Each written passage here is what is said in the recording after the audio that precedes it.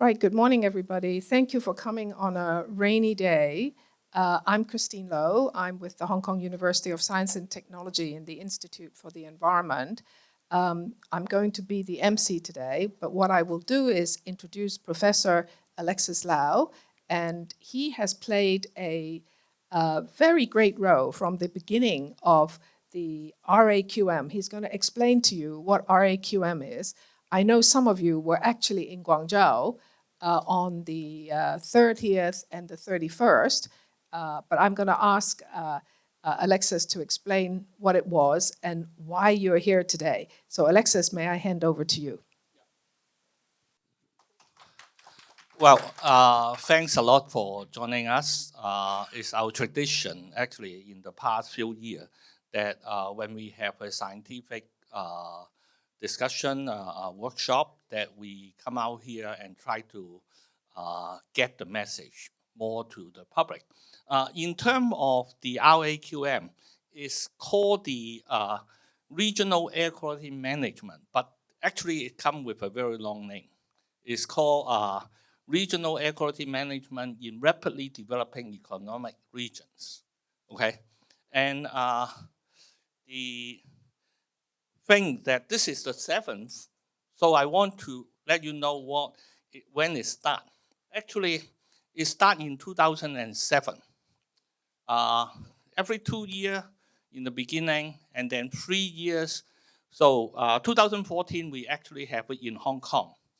And then 2020, we have an online conference because of COVID. Okay, why I actually saw it this? Because I think, does this really help the improvement of air quality? I think I want to show you this slide. How the air quality over the region has changed in the past 20 years. This data set is using MODIS, which the satellite was launched in year 2000. And then we start having maps of what the PM concentration looks like on the ground. Okay, so you can see, well, we have actually every year, but the air quality, well, the redder the color, the higher the pollution. And you can see that, well, the pollution actually get worse and worse all the way until 2007. And afterwards, actually, there was a gradual improvement in air quality throughout the region. If you look at 2009, 2011, 13, after 2013, there's significant improvement in the region. And now by 2020, well, we don't have the full data for 2024 yet, but I'm pretty sure that it would be something like this or hopefully even better. But, well, I don't think the conference can take all the credits in terms of this improvement, but I think there's a lot of discussion in this RAQM that is not just for this region, but a lot of discussion about how to do air quality management throughout China and what turned out to be working, what is effective, and having something like this to solve the impact of, I would say, policy control, how it can actually improve the air quality. Okay. The other thing is people ask how accurate this is. Well, it's using the same instrument, measuring, because if you use different instruments, then there are variation and so on. But the point is, actually, we are now transiting, because the full name of our conference in Guangzhou this past weekend is not just the air quality management, but we are much more looking at air quality management and climate change response and how we can design win-win policy solutions. Okay, and I think if we can do climate response, climate adaptation, or climate mitigation, as well as what we did for air quality, it will be a big win for everyone. Yeah, so I think we will be transiting in this direction very soon, and hopefully with all the help with people here, climate is certainly a much more difficult, complicated problem, but with concerted effort, we can see quantifiable improvement. And I think we have heard a lot in the past few days about really new direction as well as new improvement. So thanks for coming, and we will start getting the speakers explaining what has happened. Well, maybe I can just be permitted to add a couple of sentences. The RAQM, it's actually a mainland effort to talk about regional air quality. And you will remember, going back to the early 2000s, we were beginning to look at the Pearl River Delta. We talked about the industrialization of the Pearl River Delta, the increase in transportation and so on, and also, of course, the worsening air quality. So the question was really what to do. And I think bringing together, you could say, the science brain trust of the mainland, particularly also friends in southern China and Hong Kong and Macau, was seen to be very important in solving the problem. So I think it's good because we were already involved from 2001, right, when we had the first RAQM. So for those of us who were involved, it's very pleasing to see that there really was amazing improvement. And I think now going into climate together with air quality, I think is also very significant. Again, you may remember a couple of years ago, the mainland government actually took the decision that dealing with climate change is obviously a big priority, but that air quality and climate should be considered together. And that is the reason for RAQM to now bring the two topics together. And then I think going forward, we are going to think about both together. So this is really very significant. So we're not quite sure exactly when we will have 8 RAQM. It'll be maybe 3 years from today. And hopefully, I think, Alexis, as we go forward in future RAQM, we will also expand the different topics at RAQM, that we can perhaps include more of you actually joining in to RAQM. So let's have the first panel. May I invite the first 3 speakers? Professor Turner, Professor Zibing, Eddie. So what we have in the 3 gentlemen, and 3 are experts that I've known for a long time. So we'll have a perspective on an international basis from Dr. Turner, then from Dr. Zibing. He was with us, he's a friend. He, well, actually, Jay, you're a friend too. And Jay has been playing with the HKUST team for decades, right? You know, decades. So again, Zibing was the PhD student at HKUST. He's now, of course, a distinguished professor working back on the mainland. And Eddie, my old colleague from EPD, he is from Hong Kong and working for the government, the Environmental Protection Department. Oh, right, I didn't know that. Fantastic. Okay, so maybe I can just hand over to Professor Turner, who's going to talk to us about the international perspective.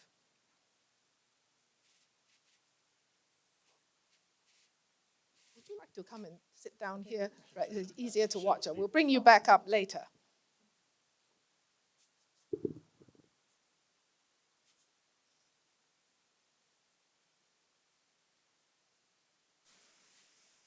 Thanks, Christine.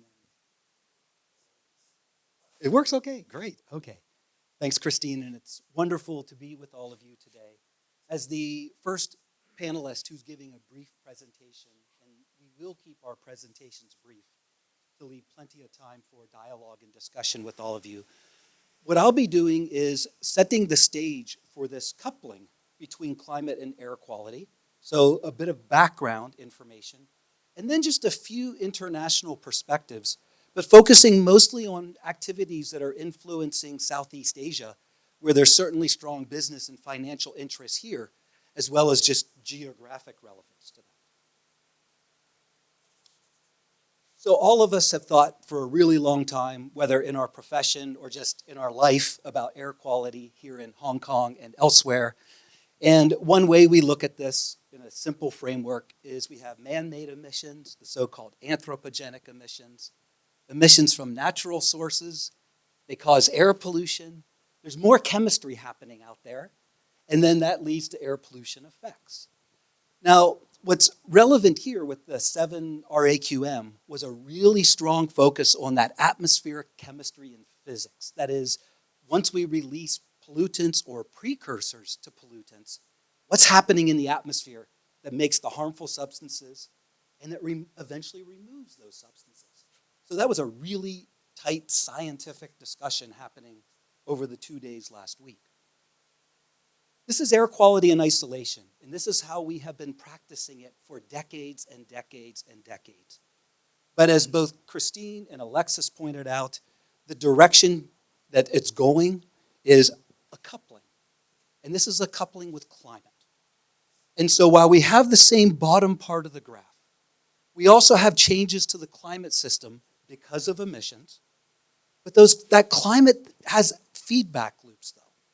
The climate not only has direct health effects on, say, precipitation, concerns about communicable diseases, for example, but we have this interesting feedback loop that happens where the climate can affect the atmospheric composition because it affects what we call air pollution meteorology. It affects the state of the atmosphere in which that chemistry is taking place. So it's a very tight coupling that can occur between air pollution and climate. Historically, we've had climate policies, we've had air quality policies, but the key is to do them synergistically. And that's really where the action will be going forward.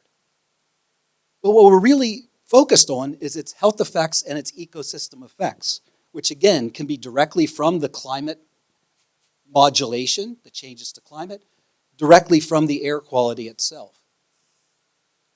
Now, in the context of today's discussion, what we like to do from an air quality and climate framework is think about a 2x2 box or a 2x2 matrix. And we're not going to worry about the details of what's in each box, but rather the structure of the framework. What we have going vertically is air quality benefits going up and air quality disbenefits going down. We have climate change benefits to the right, climate change disbenefits to the left. If anyone is in that lower left-hand corner, we've got a big problem because they're hurting both air quality and climate, both, sending us in the wrong direction. We want to be in the top right-hand box where we have a management plan, a specific control measure that improves air quality and reduces climate impacts. That's where we want to be. But we also have to respect that so many things we do might be having the upper left, where what we have there is an air quality benefit, but we have a climate disbenefit. Or the lower right, where we have a climate benefit and an air quality disbenefit. So that's what we want to keep in mind, is while we often do focus on win-win, we have to also respect that a lot of our air quality and climate management opportunities are in win-lose or lose-win situations. And we have to just have our eyes wide open when we operate in that space. What are the trade-offs that we have? Many of you have seen this figure. We don't want to dwell on the details, but rather just simply, if we are moving to the left of this, if we're moving to the left of this point right here, it's something that's going to cool the atmosphere and offset climate change. If it's to the right, it's something that's going to exacerbate or make climate change worse. And what we want to do is look at these figures and we want to say, what are our measures we can do that give us win-win? And which ones are going to give us win-lose or lose-win? And are we willing to accept that? So here's 2 examples of win-win. And so what we see here is this right here. The second one is methane. It's a really strong warmer, second behind carbon dioxide. If we reduce methane, that's great. We reduce warming. Methane also contributes to certain types of air pollution. So if we reduce methane, we also reduce ozone. And so that's a win-win, direct win for health and a direct win for climate. Great strategy. This is really important, this particular one in the decarbonization space. Another one, the soot that you might see coming from, say, diesel vehicles. Again, it's a win-win because it contributes to warming. And so if we can reduce that black carbon or soot emissions, we have less of a warming effect, and black carbon's well known to have very bad adverse health impacts, like on cardiovascular health. So again, these are the win-wins that we should be moving on because they really help. But life's complicated because there are also win-lose situations. And here's where we have to be very careful. So here notice, sorry about that. So here notice that the bars for this material called sulfate and this material called organic carbon, they go blue and to the left. We want those in the atmosphere because they cool, they offset the methane, they offset the carbon dioxide, but they're bad for health. So if we implement a health strategy to reduce those, we will make our warming worse because we have less cooling to offset it.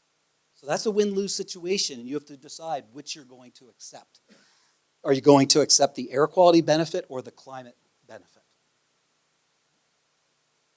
So just to wrap up, what are some of the activities happening? The conference didn't really focus much on the international perspective this time. So I just want to share a few slides with you. Again, focusing mostly on activities that are relevant to Southeast Asia because of its financial and geographic importance.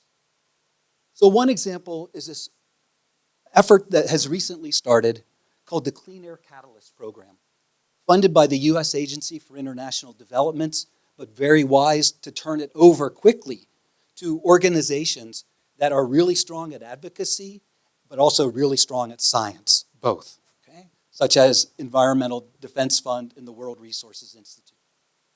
And they're focusing on these 4 themes: awareness about air pollution, solution design, cross-cutting objectives. That's where the climate part comes in. If you're participating in this program, you have to be thinking about the climate implications of your air quality management strategies. Right? And they're focusing on low and middle income countries. Now, they've only started with 3 cities so far, but the one relevant one here is Jakarta.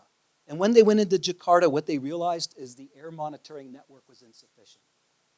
So this might seem very tangential to the air quality and climate nexus, but they realized a lack of good data was going to prevent them from making good decisions, and that's where they're starting. Now, a program that's been around a lot longer, and my final example, is the Climate and Clean Air Coalition. So this is a large-scale organization started by the United Nations Environment Program, but it has more than 150 governments and institutions covering over 70 countries now. And it's really focused on these so-called short-lived climate pollutants. This would be black carbon. To my surprise, methane is also considered short-lived because it exists for decades, but not for more than 100 years. All right? So it's a matter of perspective. And what they're trying to do with this is to raise awareness of the need to act rapidly. So really focusing on rapid solutions, improving the science, right?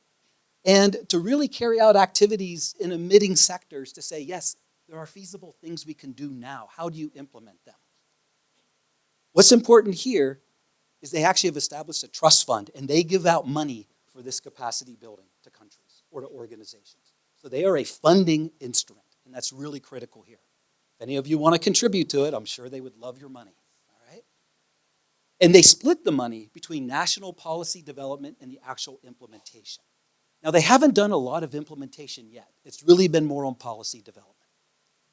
So just to close, to show you some examples again in Southeast Asia, they've been working on methane reduction from rice production, and really Asia-wide trying to improve the knowledge of how we could reduce methane, which again is a win-win with regard to air quality and climate.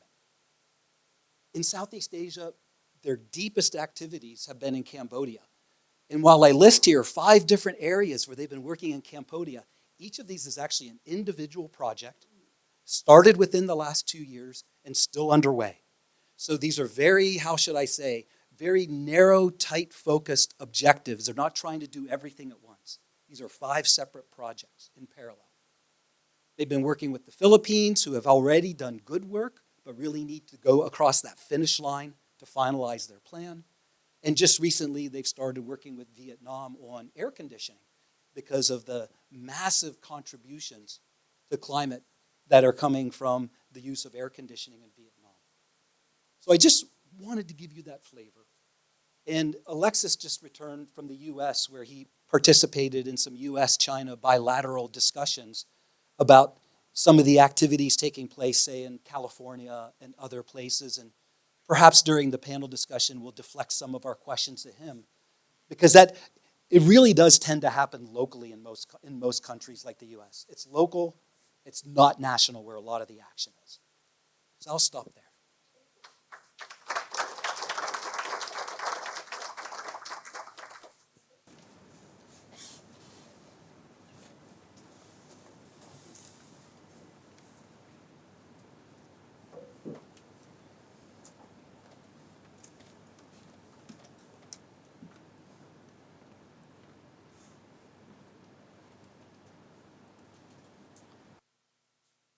Okay, it's really my privilege to be here as the Deputy Secretary General of the 7th REQM to introduce a very hot topic of this climate air quality nexus discussed in the 7th REQM.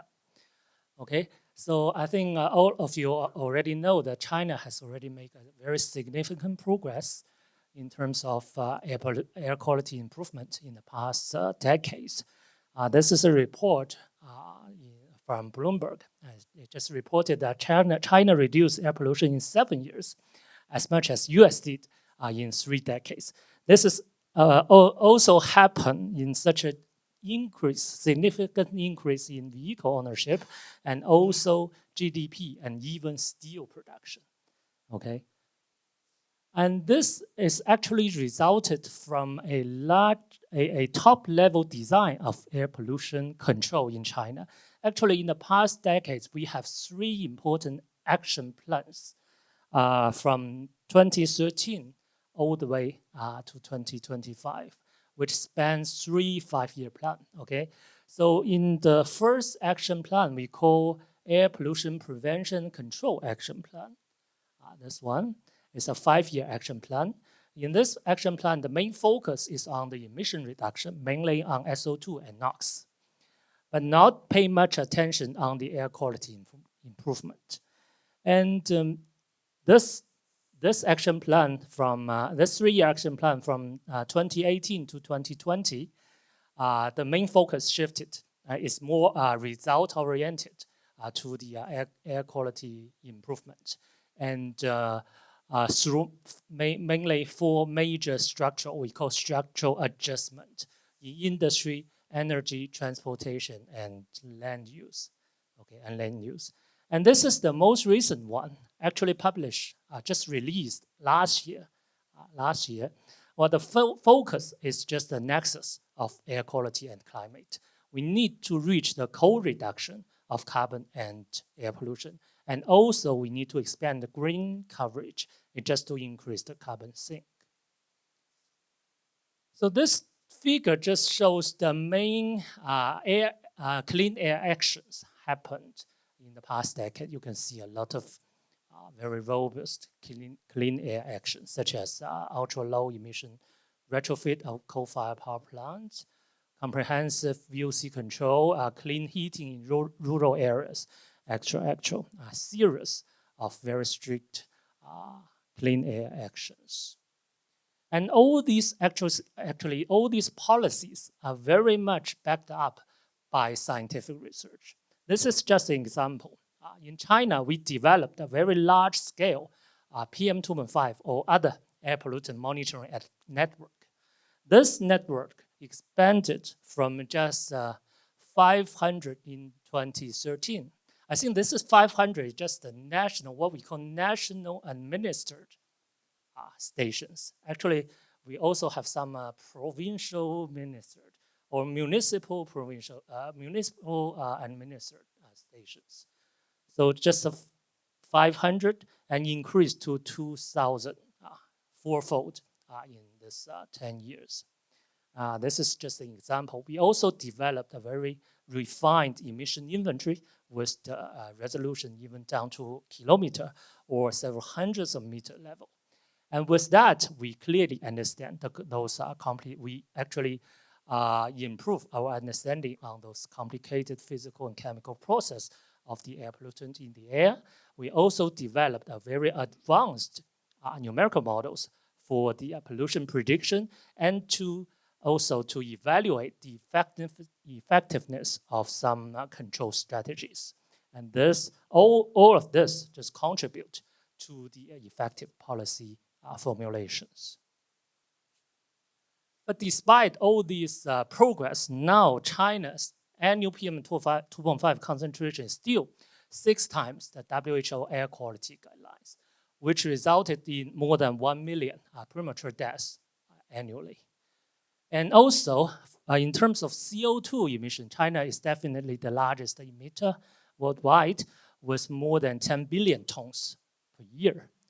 So we have already set out the goals to reach what we call beautiful China in 2035 and also the carbon neutrality by 2060. And this definitely poses both challenges and also opportunities for the co-control of air pollution and climate change.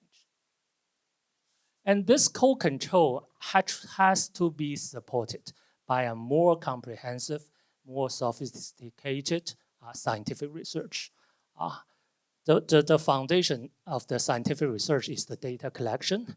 We have to collect data not only in the ambient air, the concentration data, but also the emission data, what kind of emission different sources have. And we need to build up integrated assessment model and also optimization model to evaluate the synergistic control effect of air pollutant and also CO2. And lastly, we have to pinpoint the pathways that we can reach the carbon neutrality and also clean air. Well, very often we just use those what we call 3 scenarios. This is the most simple design, most simple approach to study the long-term trend of pollutant emission and also the air pollutant and also the carbon concentration. This 3 scenario approach. This one is just the business as usual one, as the baseline approach. In this approach, we have a climate target with peaking by 2030.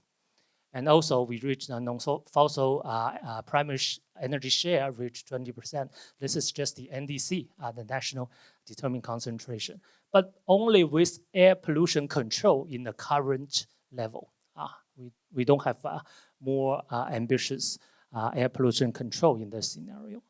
For the NDC scenario, we reach carbon peak by 2030 and also neutrality by 2060. This is our national determined contribution, but with air pollution control, same as BAU. So this one, we have more ambitious carbon control. And this one, ECB, what we call extended co-benefit. And this one has the same climate target as NDC, but has more ambitious air pollution control. We will use the maximum feasible end of the pipe control by 2035. And then we can look at the pollution emission trend. This is the trend. You can definitely see for all kinds of pollutant, there's a significant drop, but the level of drop is different. For example, for SO2, the drop is more prominent, but for the VOC, it's not that much, especially for the business as usual scenario.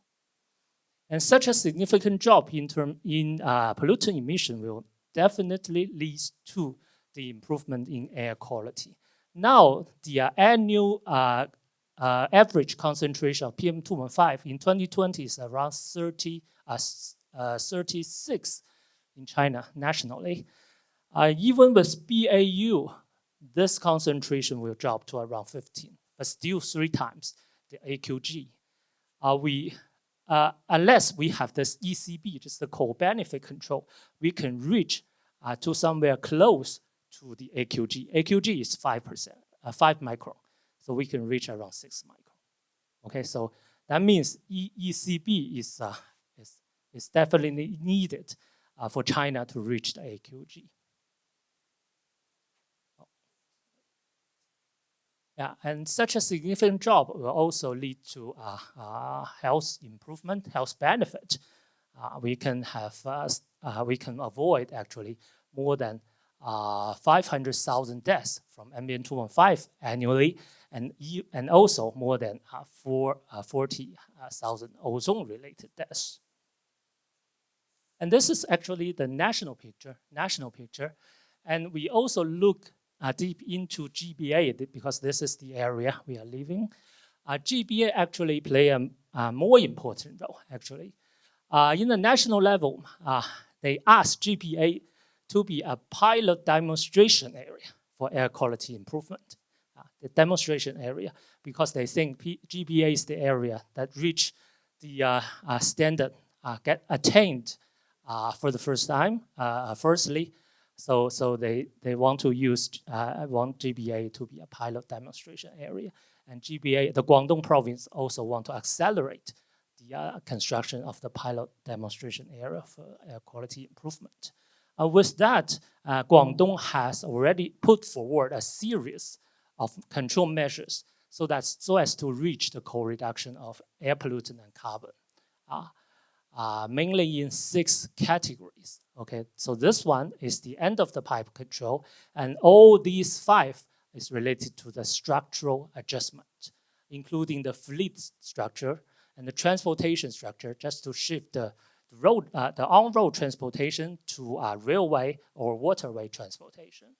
And we also have this industrial structural adjustment, power structural adjustment, and also the industrial energy consumption structural adjustment, just to increase the energy consumption efficiency, and also the cleaning of boilers or something like that.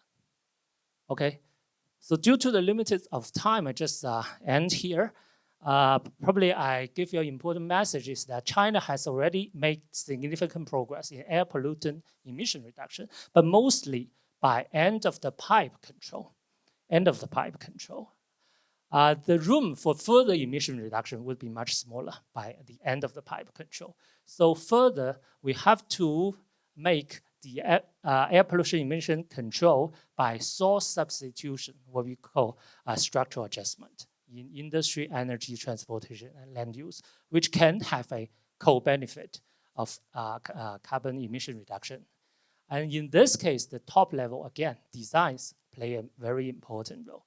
In the top level, we have, as I said, we have the action plan for continuous improvement of air quality. We also have an action plan for the carbon peaking by 2030. Actually, the 2 action plans overlap quite a lot. So that means we have to reach the co-control of both air pollutant and also carbon. And GBA actually needs to take the lead in exploring a pathway towards the co-control of air pollutant and carbon by structural adjustment as the demonstration area for China. Okay, so with this, I just end my talk. Thanks a lot.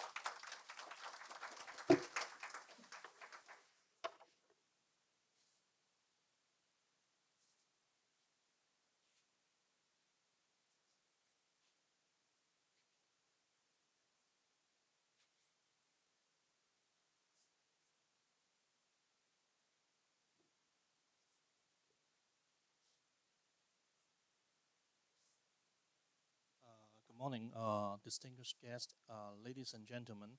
I'm Ed Lee from the Environmental Protection Department. I have much pleasure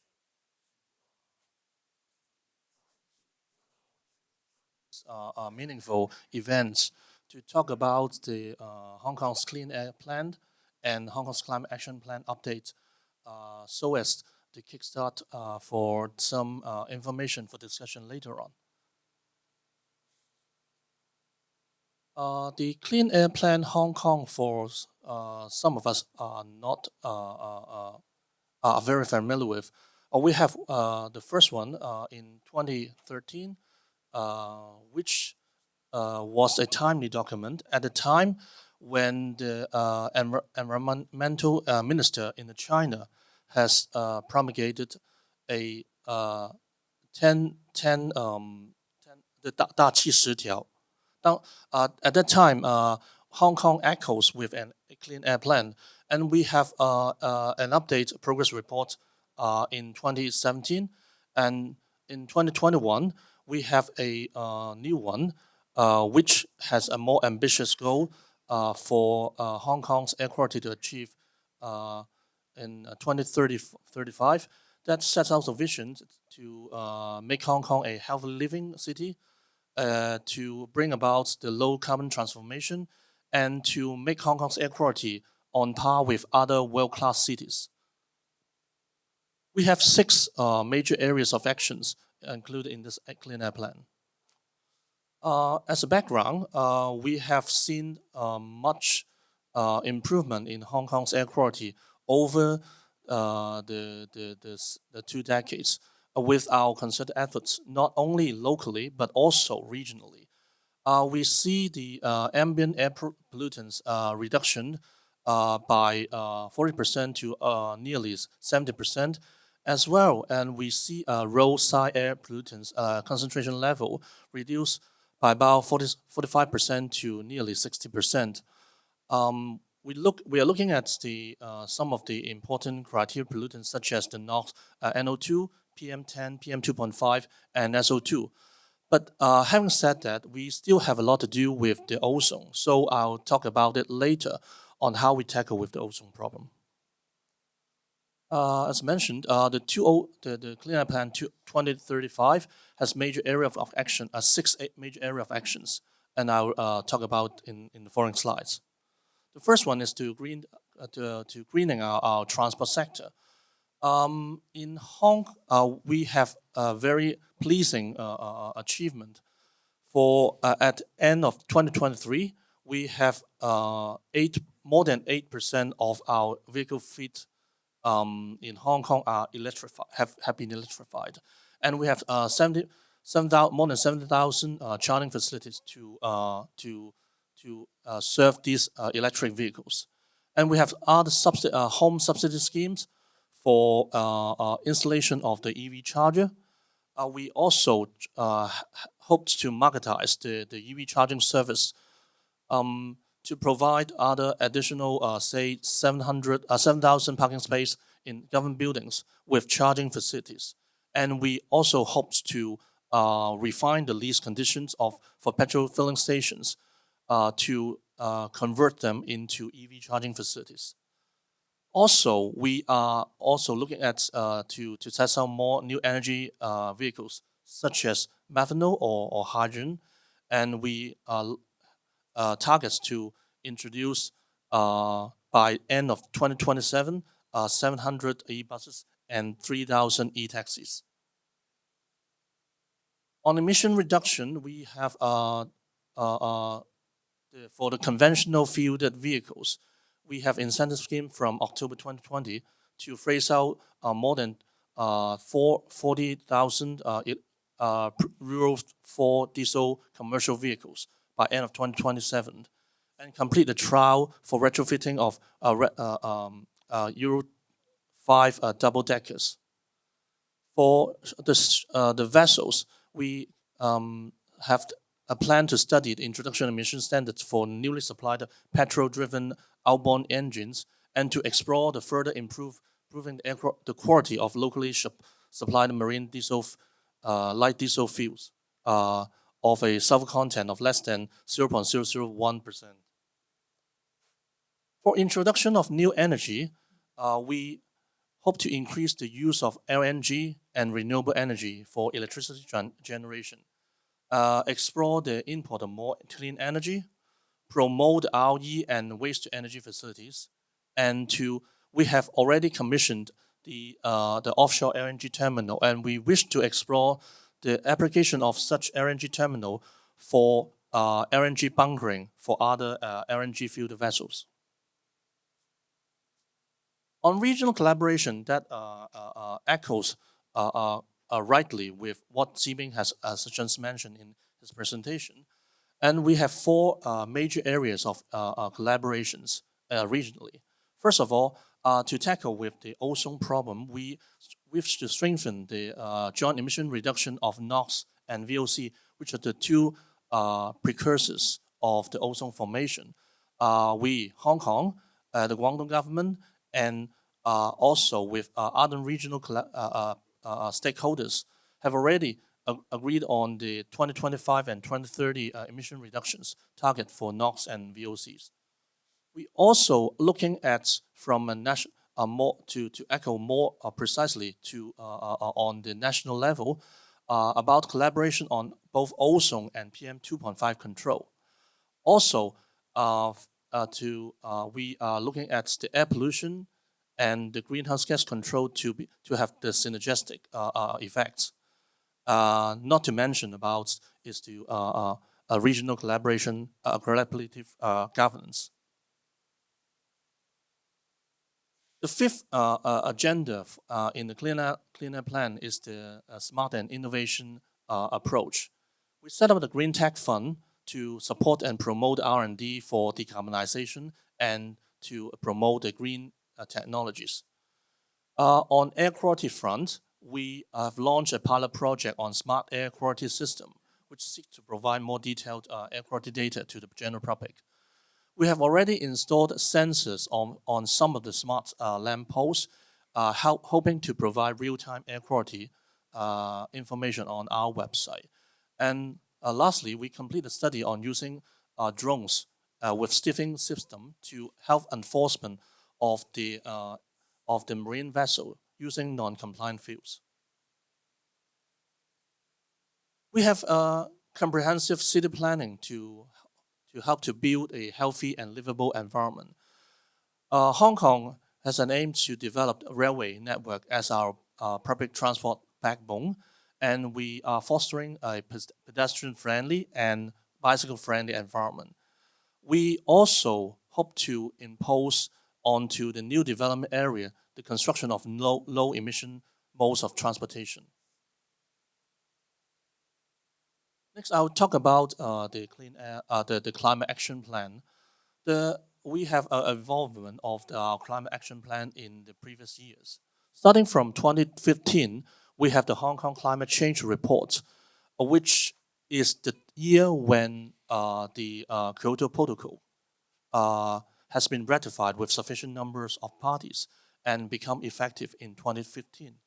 We then in 2 years' time, in 2017, we have the Hong Kong's Climate Action Plan 2030 Plus to set out the targets for Hong Kong to achieve, such as to reduce the carbon intensity by 2030 by 60 to 70%.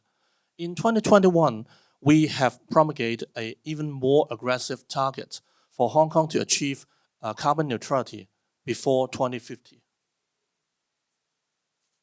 We all know about the extreme weather and the climate effects brought about by the global warming, and we have to act fast to reduce the such bad consequences. So we have to. We are looking at both reducing the greenhouse gas emissions locally. We try to build up and strengthen our resilience against the climate events, and to provide green finance to support the research and development on the green infrastructures. President Xi Jinping have pledged the 30-60 dual carbon targets, as China will aim to have carbon emission peak at 2030 and to achieve carbon neutrality before 2060. Hong Kong, as a developed city, has a more ambitious target to set out our goal to, and we have already peaked in 2014 of our carbon emissions, and we target with the CAP, the Climate Action Plan 2050, we hope to achieve of reduction of half of our carbon emission by 2035 compared to the 2005 level, and we wish to achieve total carbon neutrality before 2050. In the climate action plan, we set out 4 decarbonization strategy, including net zero electricity generation, energy saving in green buildings, the green transport, and waste reduction. Our current carbon footprint has about more than 60% from electricity generation, and among them, 9% of such electricity generation are used in the buildings. So, and energy saving and green in buildings are important. We also have 90% of our carbon emission from the road, from the transport sector, and other by waste and other sectors. As we can see, we peaked our carbon emission at 2014. As at 2022, we have already achieved about 26% of our reduction.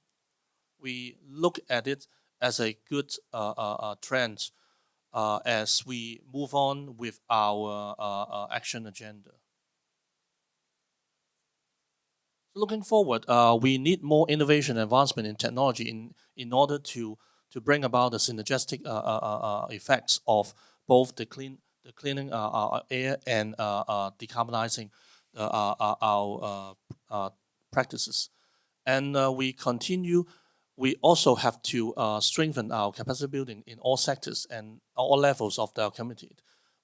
And we have to look forward, all of us, to join hands with the governments to help to build a livable and carbon-free city. Thank you.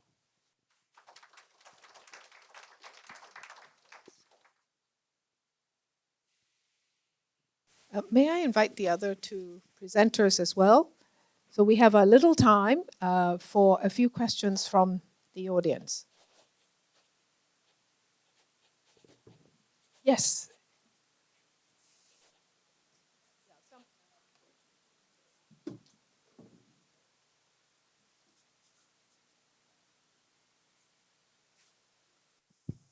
Oh, it does.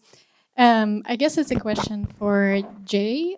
You had a matrix with win-win scenarios, lose-lose scenarios, and so on and so forth. And then you focused on giving examples of win-win scenarios in terms of projects that you implemented. But I guess in real life, a lot of decisions are win-lose. And I was just wondering, what are some of the best practices from the academia in terms of methodologies that can be used to navigate decision-making where no win-win solutions are available? Yeah, so a key aspect of this that is certainly in vogue now, but was not in vogue until relatively recently, is the use of life cycle assessments to really decide what's win-win and what's win-lose. That's been critical in terms of our understanding. And just to give you a brief example, in the US, we've had a dramatic shift from burning coal to burning natural gas for electric utility generation. Carbon dioxide equivalent global warming potential of natural gas is half that of coal. We love it. We're taking sulfur out of the air. It's great for health. But those analyses have not included things such as reduced SO2, means reduced sulfate, means reduced cooling effect, and more net warming. Is that increment going to say, don't make this switch as an interim solution? Absolutely not. But it's not a complete transparent accounting until you do that. So I really believe life cycle assessment is what needs to underpin how we make these types of decisions.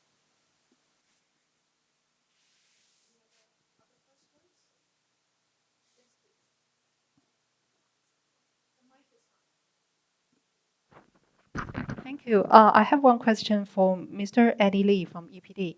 So you mentioned there are 4 strategies, and one of them is the green transportation. And definitely electrical vehicles is a very good strategy, but it has 2, at least from my understanding, 2 very important problems. If those kind of problems cannot be solved, EV cannot be widely applied.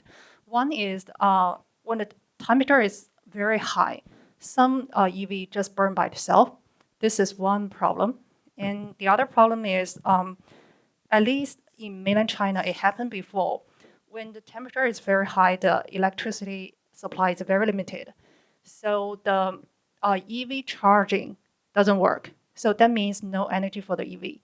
So for this kind of thing, they are not only technical issue. My question is, from the policy strategy point of view, anything help to solve this kind of issue? Thank you. I'd like to respond by taking us to look at the more advanced the advancement of the battery technologies.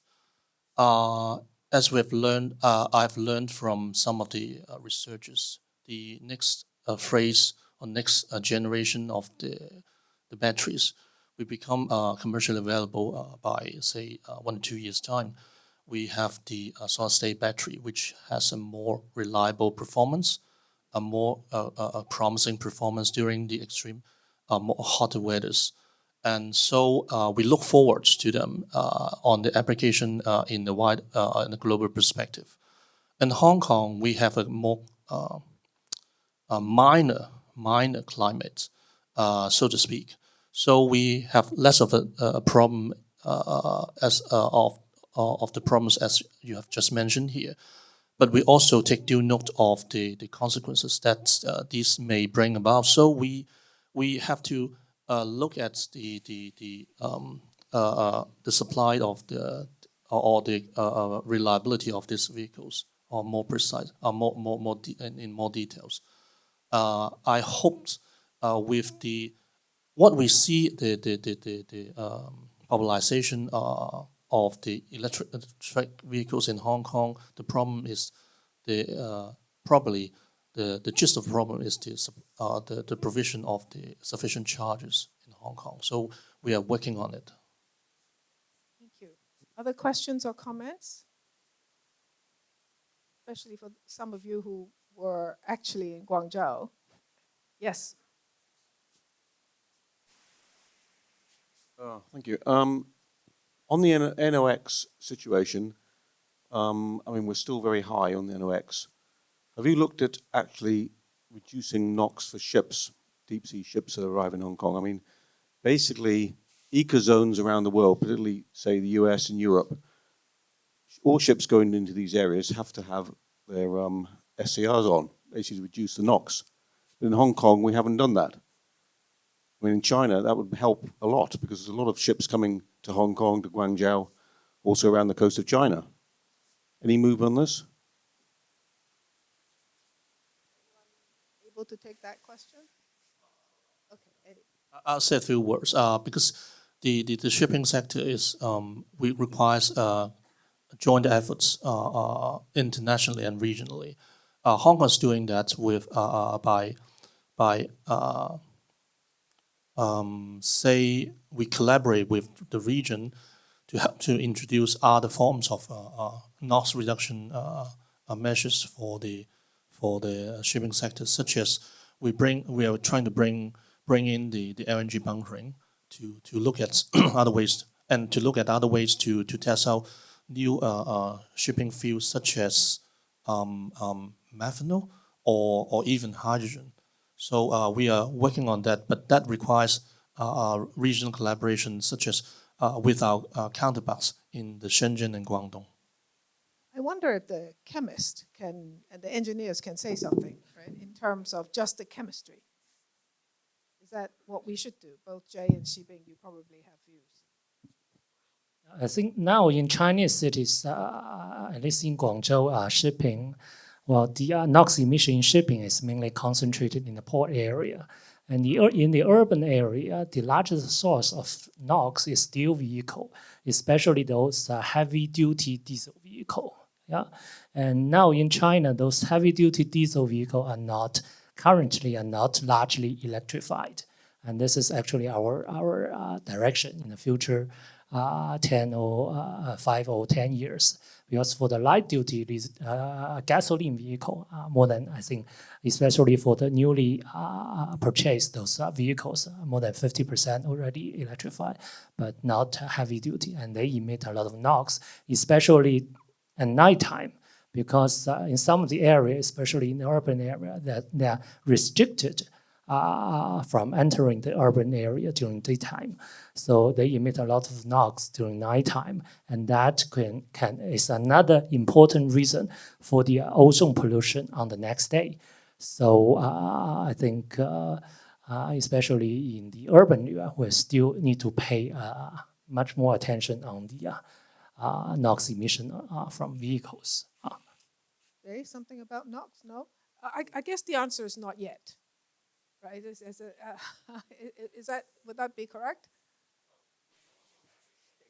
Yes, we have A shipping discussion a little bit later. Maybe we can address that more. But since I have the mic, I would actually ask a question, because the Zibing you talk about, GBA is being asked to be a pioneering region to do air quality management as well as some of this clean air. Can you give us more specific? Is there any target, or how is this plan? You talk about some improvement as well as structural change. Any more details on those, and probably also how Hong Kong is working with the region on doing this? I think they have already had a very clear plan. I think in the last slides of my talk, because I have no time to expand, right?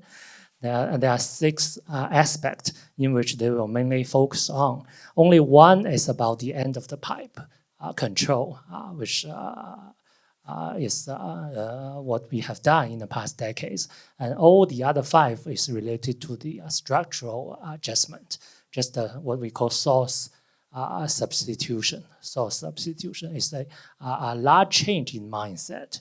I think GBA definitely is a pioneering region, because we have already attained, with respect to the current air pollution standard. Even in 2025, the national air quality standard may be tightened to 25 microgram. We still attained. So we can do anything we want. We have the flexibility. Other regions, they don't have that kind of flexibility. Yeah. So I think Guangdong already set a roadmap to achieve that. For Hong Kong, how to cooperate, I am not quite clear. Probably Eddie can add more. We will continue to work with our regional partners with a view to seeking a more clear direction on how the shipping sector can decarbonize, including what we at the critical point where we have to look at which fuel to be adopted or which technology to be adopted to electrify it, but battery seems to be too heavy to be unloaded on a vessel. Hydrogen, which we have some technology needs to be advanced or improved. Methanol, we still have other problems on supply, so we have to look at it in a broader perspective, and to grasp the consensus on the sectors before we can move on. I think I saw a hand. Is it over there? Is there? No? Okay, here. So last question, because we're running slightly late, and then we have another panel discussion. Please. Hi. So we've heard about the co-benefit of tackling air quality and climate together. And we have seen from Eddie's slide about Hong Kong's government plan on clean air as well as decarbonization. Eddie, I'm just wondering, is there any area, say, from building, energy, and then transport that we could co-tackle both problems together? Definitely, there are a lot on transport. We've heard about how to control road and ship emission, and what are the opportunities for Hong Kong government to do more to tackle air quality and carbon dioxide in the building and energy areas? I tend to tackle this problem or look at this problem from a supply side perspective. As I have mentioned in my presentation, the carbon footprint of more than 60% of our carbon footprint are from electricity generation, and this electricity are being used in more than 90% and in buildings. So to help reduce the energy consumption in building is already a very significant impact on reducing our carbon emission. Reducing our carbon emission has a synergistic effect on reducing our air pollutants as well. Before we can fully decarbonize our footprint on electricity generation, we're still relying, say, half of our fuel mix by gas, 25% of our fuel mix by coal, and another 25% from other net zero fuels.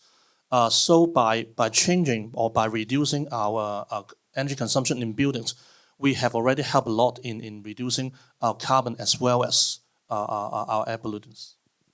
Well, maybe I can just do a very quick summary before you have a quick rest for 5 minutes, and then we'll come back with the second panel. I think looking at it from an international perspective is very important for us in Hong Kong as well, to see how we fit into a bigger discussion. So whilst, of course, we're most concerned about what happens on the ground here in our own city, I think being able to look at what's happening more globally and where the drivers are, right? There are global drivers for us to decarbonize, which is very strong at the moment. And obviously for those economies in Asia, where we still have quite high air pollution problem, the idea today of doing it together is actually very important for us. And I think I always find it interesting to look at the national situation. And, Zibing gave us a broad perspective going back really quite a number of years. And, we're just now looking at the current and the last 2 5-year plan. But that's already, looking back quite a few years past. And I think for those of you in the audience who are part of the air pollution, you could say, people interested in studying it, I think you can place yourself, right, on that. And I remember a time when we talked about the 10, in 2013, when China came up with the 10 solutions, right, Kwok, right? At the time, we were criticizing it for not going far enough. But what is interesting about China is it's kind of going forward all the time. And as Zibing explained to us, well, we picked off all the easy stuff now. And actually, the easy stuff was not so easy. When you think that, wow, in global air pollution terms, actually China did certain things rather quickly. So today, we don't have too many lower hanging fruit, right? We have to go higher. We have to do harder things. And Zibing has reminded us that these are structural in nature.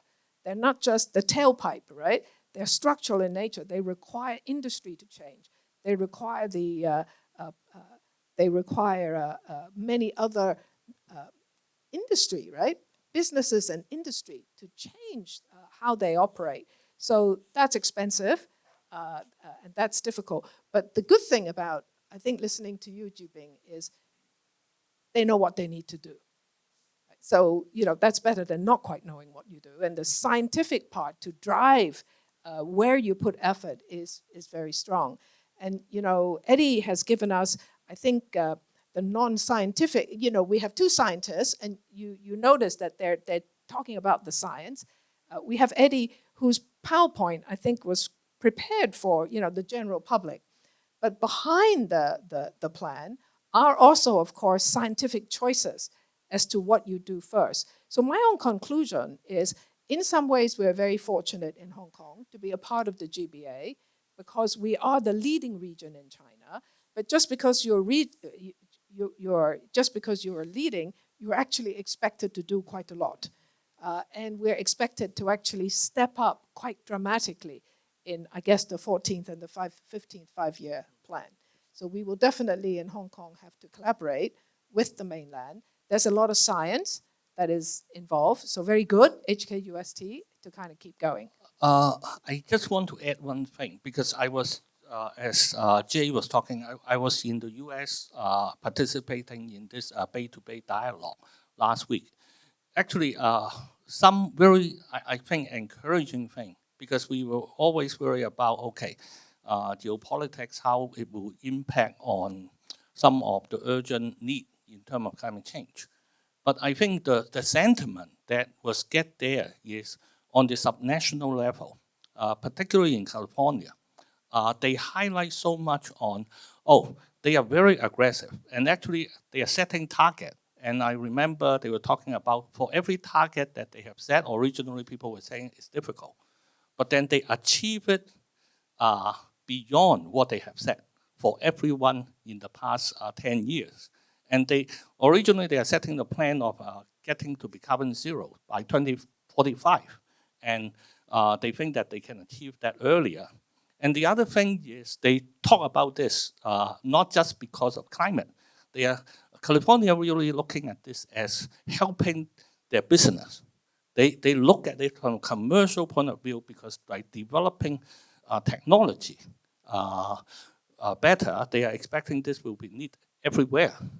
And so the Bay-to-Bay dialogue is really about how, because the largest economy can continue this type of action, collaboration. So I think when Jay and Christine was talking about the global driver for cleaner and more carbon neutral technology will actually be strengthened rather than slowed down, even though we have this type of current geopolitics.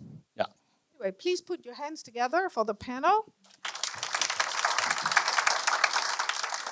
And please come back in 5 minutes as we relay the tables for the next panel discussion. Thank you very much. Thank you. The second part of our discussion, we have 5 speakers who are going to speak very briefly about certain important aspects with air pollution and climate change. So we will have our first speaker from the University of Illinois, Professor Ashish Sharma, who was with us in Guangzhou, and he'll share his perspective with us. Please. Thank you.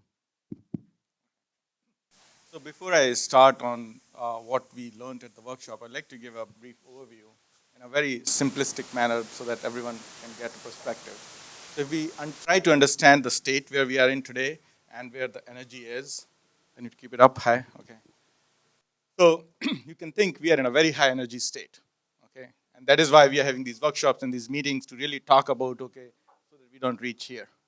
And the IPCC and everyone is talking about how we can avoid crossing this threshold so that we are not on an irreversible path. And at the same time, because of natural variability and whatever we see with the movement of the Earth and the planetary stuff, we have natural variability. You can see some climate extremes happening. Every climate extreme is not to be connected to what we do, right? We need to really identify what are the anthropogenic relationships to those extremes. From the workshop perspective, we are looking at the adaptation. So basically the goal is how can we try to reduce the energy state so that we do not ever cross that threshold, okay? So with that premise, the focus of the session was adaptation to extreme weather events related to heat waves, fire, floods, typhoon, etc., especially in the coastal megacities. Okay, so I'm going to give only one slide overview of the outcomes and the takeaways as a summary that I learned. Half of the talks were in Chinese, so bear with me. So a few takeaways that I learned from this meeting was extreme events are getting much more intense, frequent, and larger. We need to design for future extreme events for not just for 100 years, but 1,000 years, because those are the events we are facing, as well as compounded events. You can define compounded events in multiple ways. The events that are happening together related to a lot of shocks that we see, or that are happening one after another. Okay, the second is the land use change and urbanization are adding more stress on top of global and regional climate change impacts. So we are seeing a lot of urbanization happening across the globe, including China. And to understand that, we really need multi-scale modeling. I'm a climate modeler, so I always think in that direction is the key to current and future climate crisis. So we need to model them, understand them. That's when we can make much more impactful results and outcomes. If you look at climate change, it is breaking hourly precipitation records, including in Hong Kong Bay Area. That's what we learned. So we need to really understand that this is what's happening and develop multi-hazard early warning systems to enhance climate adaptation and resilience to an elevated risk of emerging compounded events. So multi-hazard early warning systems is the key. Next is climate risk is increasing in cities. It's increasing everywhere, by the way. But in cities, it is a lot more pronounced because we live here. Humans, a lot of urban populations live in urban areas.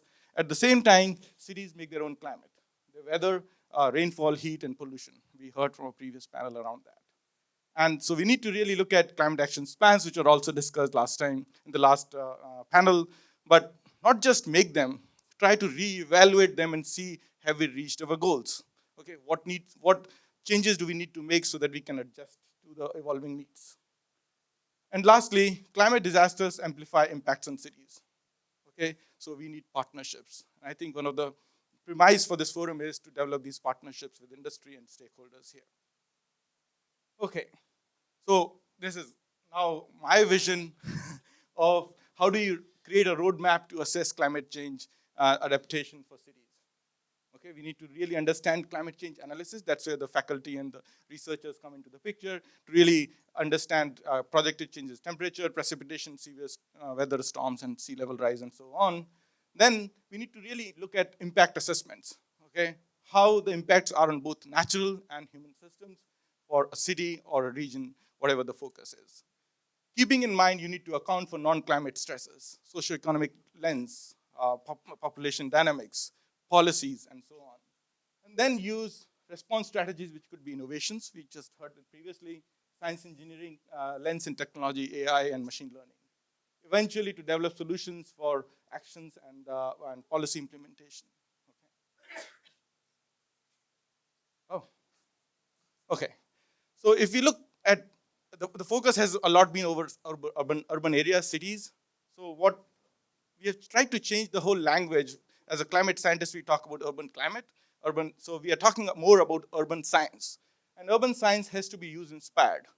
We really need to flip the narrative from saying, okay, we are a modeler, we created an advanced model, so how can we use it? No. We need to think about what the communities need, what the people need, and how we can create the models and the instrumentation and measurement strategies to address those. So the research has to be user-inspired, it has to be community-driven,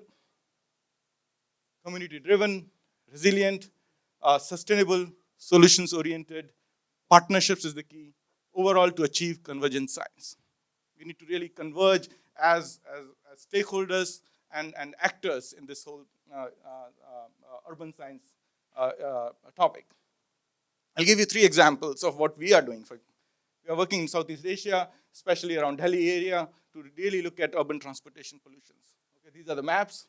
India wants to, like China, want to keep their emissions higher till 2040s and 50s and then reduce. We're trying to see, okay, what are the strategies they could use, especially in the transportation sector, so that they can reduce emissions. This is the PM 2.5 inventory, that 400-meter resolution our collaborators have developed. In general, how it happens in Delhi, let me explain you. Whenever there is a high pollution alert, government reacts. Suddenly a policy is enacted that we will today drive only odd license plate cars. Tomorrow we will drive even. We will close the schools and so on. So this is all a lot reactive approach. So what we are trying to say is, how can we create a more proactive solutions where we are thinking about electric vehicles, okay, where governments proactively continuously monitors policy for tomorrow, day after tomorrow, and at climate scales. And then also thinking about human changes, human behavior changes. The government and the researchers can't themselves do it. We need communities to participate. How can we make sure the human behavior is changed during this exercise? We are looking at urban climate systems, transportation and human systems, and education. Education is key, which we usually forget. high school, K to 12, college, even us, we all need to be educated. So how do we look at everything in a very cross-cutting manner to look at transportation, air quality, coupled infrastructure systems? That's one of the projects that we are working on. Another is a global center we are leading on clean energy and equitable transportation solutions with UK. We are working over the Great Lakes mega region here in the US and in the UK, South Wales and West Midlands. It's a large project with a lot of institutions, a lot of partners from industry, non-profit and government organizations involved. And we are taking a very holistic approach of looking at decarbonizing the transportation sector. We are looking at clean and equitable transportation, where we are looking at travel demand management, user behavior. User behavior is very important as we try to address these issues. Developing more refined emission trajectories and future emission pathways. And then the second is the hard infrastructure. We are looking at transportation infrastructure that is coupled to energy infrastructure. If we just look at it in isolation, we'll fail. Okay?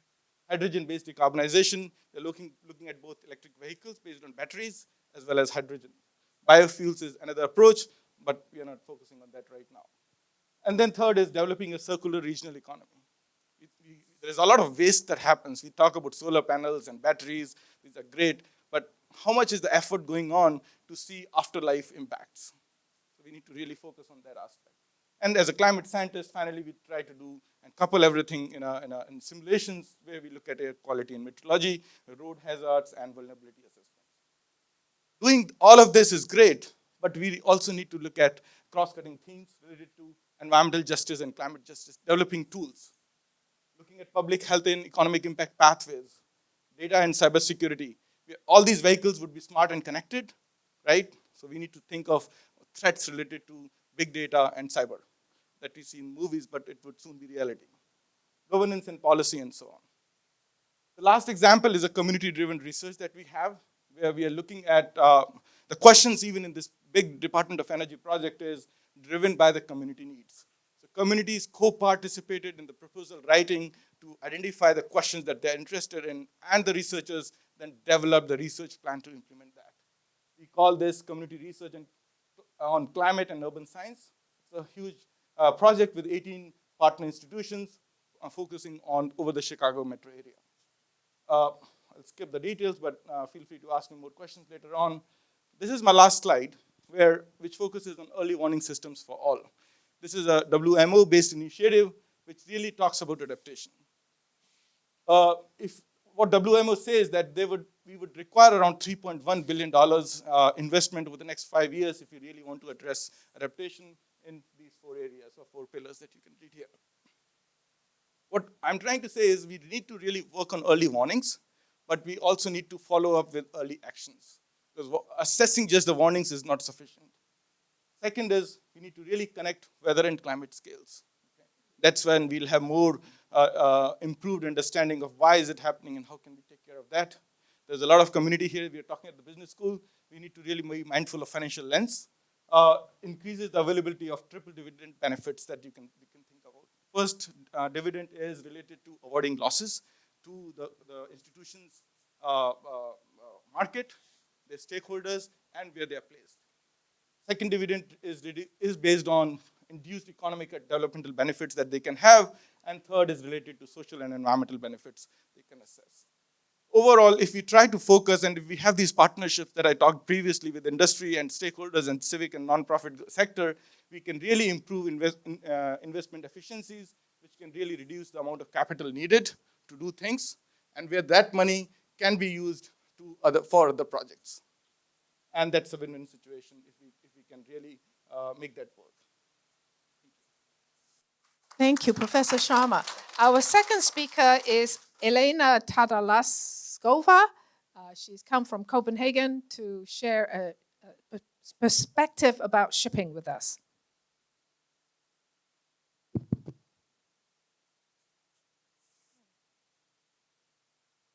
Hello, everyone. I'm going to talk to you about some of the outcomes from the Zero Carbon Shipping Forum that we had last week in Guangzhou.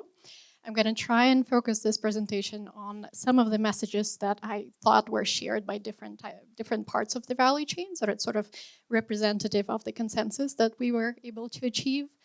And the first of those messages is, of course, the fact that shipping must decarbonize. And I think that is something that everyone was in agreement about. And there's two main pressures that were identified. The first one is, of course, the consumer pressure. So shipping, transport, depending on how you count, about 80 to 90% of all the global cargo volumes. Which means that it's very much interlinked with the rest of the economy. So shipping's emissions are actually industry value chain emissions. And industries' value chain emissions are becoming, or scope 3 emissions are becoming increasingly important across all the sectors, which means that the pressure from those industries on shipping will only increase with time. We're already seeing some of the initiatives starting off, for example, Zero Emission Buyers Alliance, Zero Emission Maritime Buyers Alliance, where companies representing different sectors come together and ask shipping to provide them zero emission shipping services.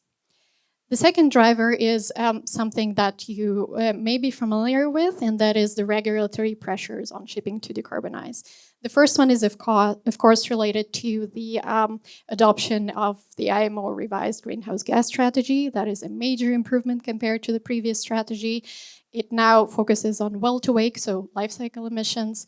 It now focuses on all greenhouse gases and not CO2. And most importantly, it introduces a trajectory that is compatible with the 2 degrees warming target, and depending on whom you ask, either close to or not quite close to the 1.5% degree trajectory. In addition to the emission trajectory, it also introduces the fuel uptake target. So it states that by 2030, a substantial percentage of all the fuels used by shipping have to be zero emission or near zero emission. And that has major consequences for the sector, because it means that not only does shipping have to decarbonize faster, but it has to deploy those new technologies faster than previously anticipated, and not only rely on operational efficiencies, as was assumed previously. The other driver comes from the regional regulations. So in the EU, we recently had the adoption of FuelEU Maritime Regulation that introduces fuel intensity targets for shipping. It extends to international shipping, which is why it's relevant for most of the sector, particularly that part of the sector that is connected to Europe. It also has a sub-target for hydrogen-based fuels. So it is not exactly a technology-neutral regulation. And then we have the EU ETS scheme, or carbon trading scheme. Shipping has recently been included in that, which means that the price of conventional fuels used by shipping is expected to gradually increase with time. And then there is also local drivers, which are perhaps more important for domestic shipping. And I think some of the speakers in the previous session already described the China dual carbon goal, so I'm not going to talk at length about that.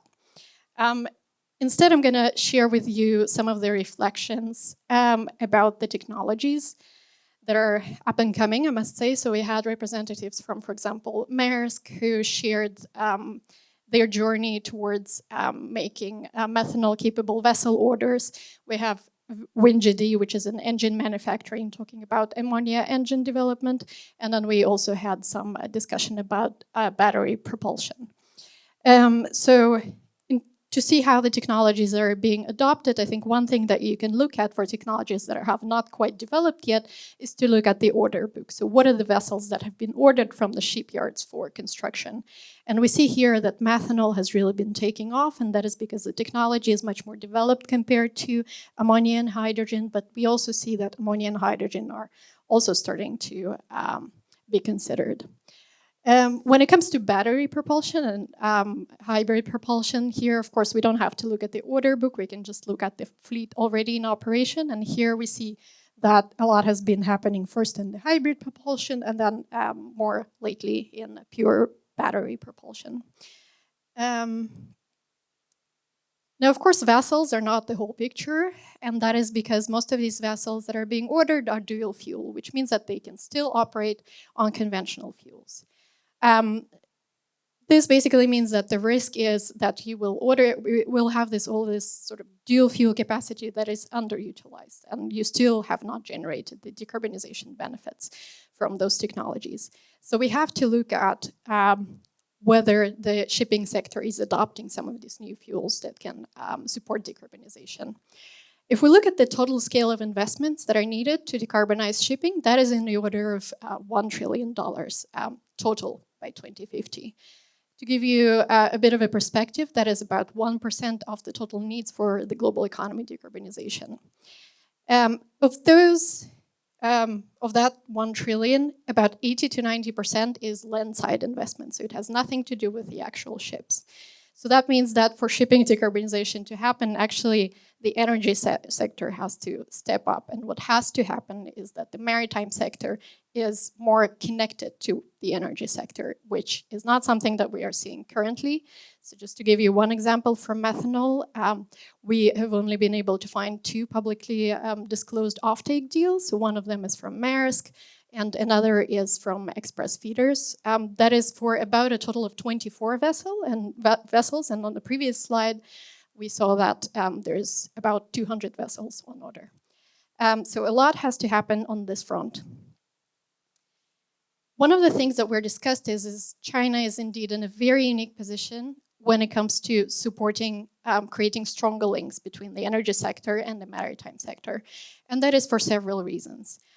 First of all, there's a huge renewable energy capacity. So currently China's energy capacity is about 30% of the global installed capacity, and that number is expected to increase but to 60% within the next 5 years. More importantly, that capacity is larger than what the grid is able to absorb and what the batteries are able to store. So shipping decarbonization can actually help China solve some of the challenges that are upcoming, such as the grid congestion, for example.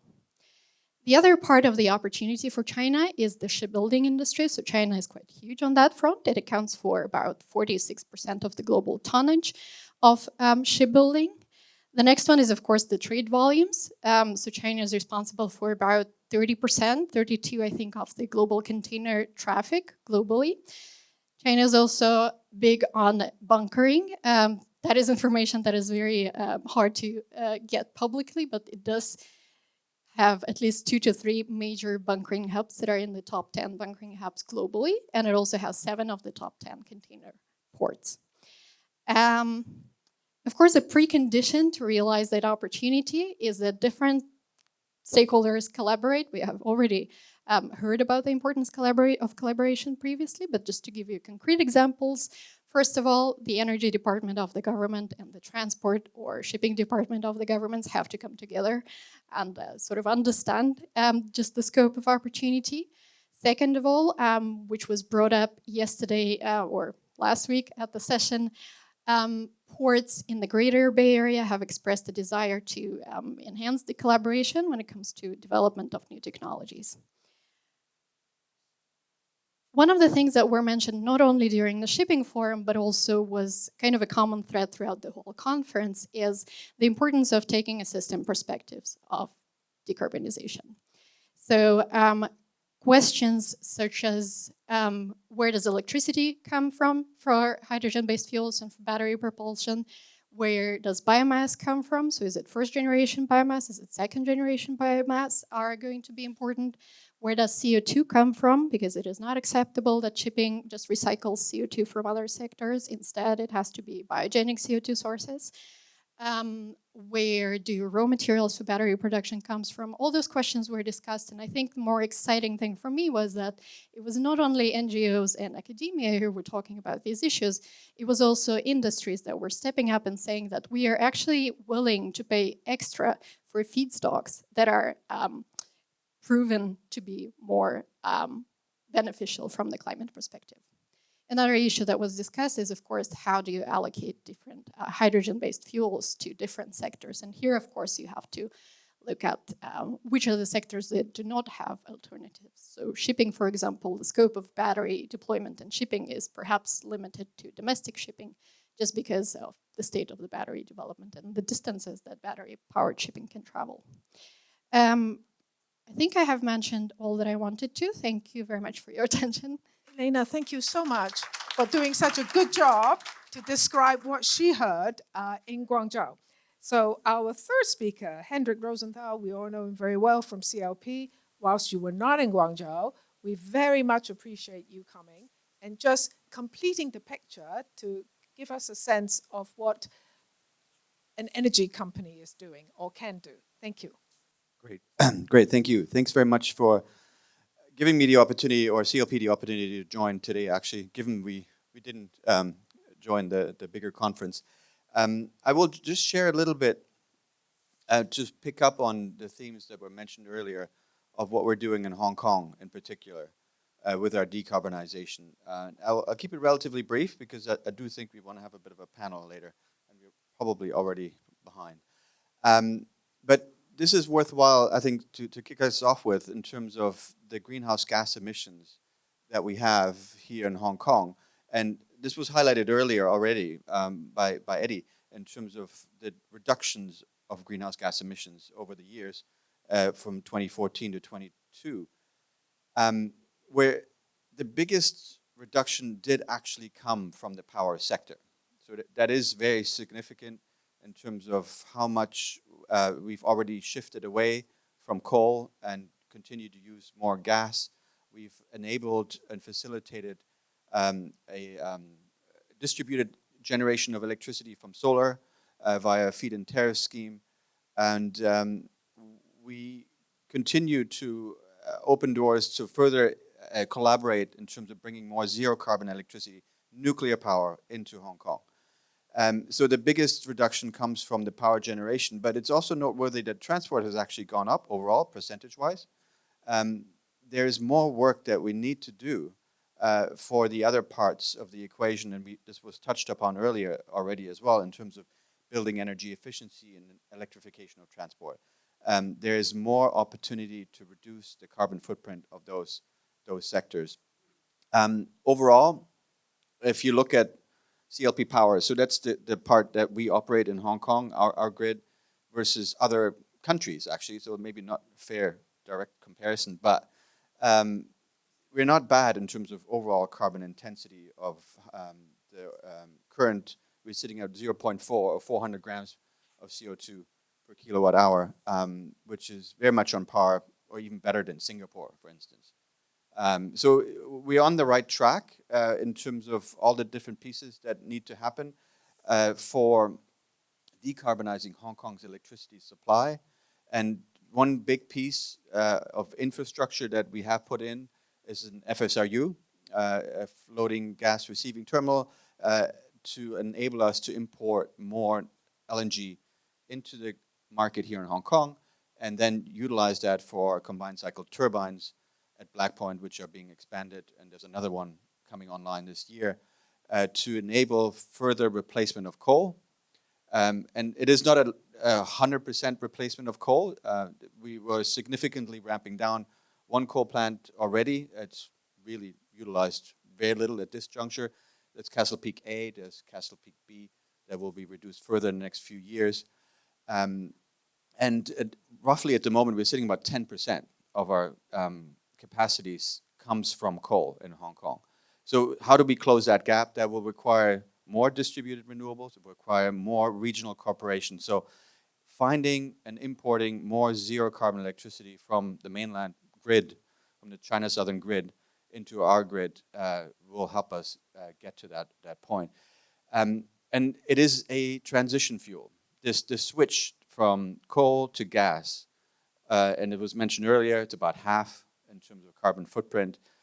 Maybe there's some challenges that we need to consider further with the sulfur changes that are associated with that.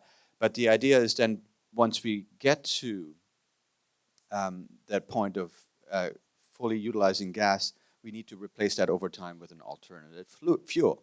And our view at this juncture is hydrogen is a possibility for us to get that. To get there, our turbines are hydrogen ready. There's some minor modifications that would need to be made to enable that fully. And that is work in progress. We're already piloting some of that. There's already some blending happening. But the challenge really fundamentally is the market, the hydrogen market. Where do we get the fuel? And how do we get it here, actually, in terms of making sure the infrastructure is available for that? If we have more renewable coming into our grid, we need more storage to balance out the supply and demand fluctuations throughout the day. But we also, and have been for many years, looking actively at utility scale renewable. We had a proposal to build one here in Hong Kong, and we will continue to look for new opportunities to make sure that additional wind, a wind farm essentially is what we're talking about, either within Hong Kong waters or near Hong Kong waters, comes into our grid. So that's also work in progress. All of these need to happen in parallel. We can't just do one. It is a number of different factors that need to move and happen in order to enable that transition. The supply side decarbonization. So the overall electricity, the carbon intensity of our electricity, as mentioned already, has moved down quite significantly. We were at 0.52 in 2005. We are now at 0.37 for Hong Kong. And that's primarily because of that switch from coal to gas. So we expect that to drop a little bit more in the next year or two. But overall, by 2035, that's one of the key targets where the Hong Kong government has clearly said there will be no more coal, zero coal coming into our grid at the very latest, if not much earlier.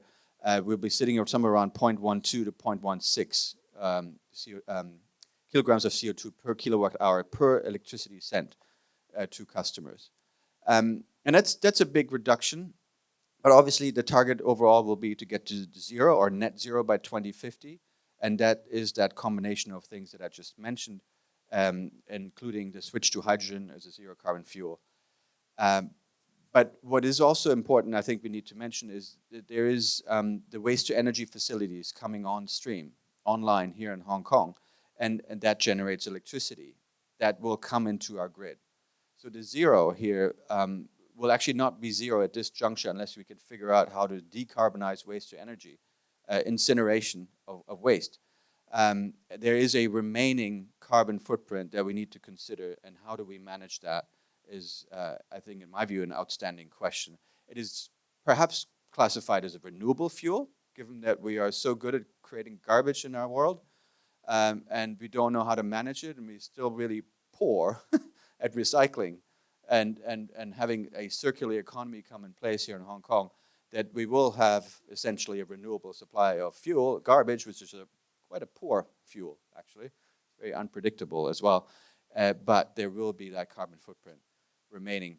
And I'm not an air quality expert, obviously, but I don't know what that also means from a regional air quality perspective. And the modeling that was shown earlier, great improvements we've seen in here, but with more incineration coming online. I think it'd be interesting to see how that influences. That's the Hong Kong view. I have a couple more slides on the group view, but I think for the sake of discussion, that's probably sufficient, where we can maybe use that to kick off some questions later on. But thank you again for the opportunity. Terrific, thank you. I guess for your for the incinerator, in terms of emissions terms, I think you need to take out the plastics. Right, so, but anyway, but obviously we now have a new friend, Alexis. Right? I mean, Hendrik's already a friend, but now that you know all the air pollution geeks, right? You know what to take out and so on. I think there's a lot of knowledge here. So our next speaker is Grace. Grace, I think many people know her. She's one of the leading environmental consultants in Hong Kong. Grace, over to you. Thank you, Christine, for the kind introduction. Yes, so I'm going to have a short debriefing on Section 7 on sustainability and green finance. So this is a section. We have a full day section in the lovely campus in HKUST Guangzhou last weekend. So these are our speakers. In fact, I learned from Alexis, this is the first time there's a section on sustainability and green finance at our AQM, but we received quite a strong enthusiasm. Number of speakers have presented their research, and also I read some of the papers. There are scholars participating not only from Hong Kong and mainland China, but also from US, from France, and also from UK in this research. So these are the presentation topics. In fact, it's quite diverse. There's a research on global green finance centers, the development, and the researcher has investigated and in fact interviewed representative from the finance center in UK, New York, and also Singapore to come up with some recommendation, which I'm going to go into the details later. And of course, one of the main themes is about air quality and green finance. And also, there's 2 papers about climate risk and insurance, and also trying to map wildfire modeling to insurance gap, which is quite an interesting topic. And there's a few research on companies' behavior under climate change, like the corporate redeployment strategies in relation to climate risk, and also the carbon risk premium associated with companies' net zero carbon commitment.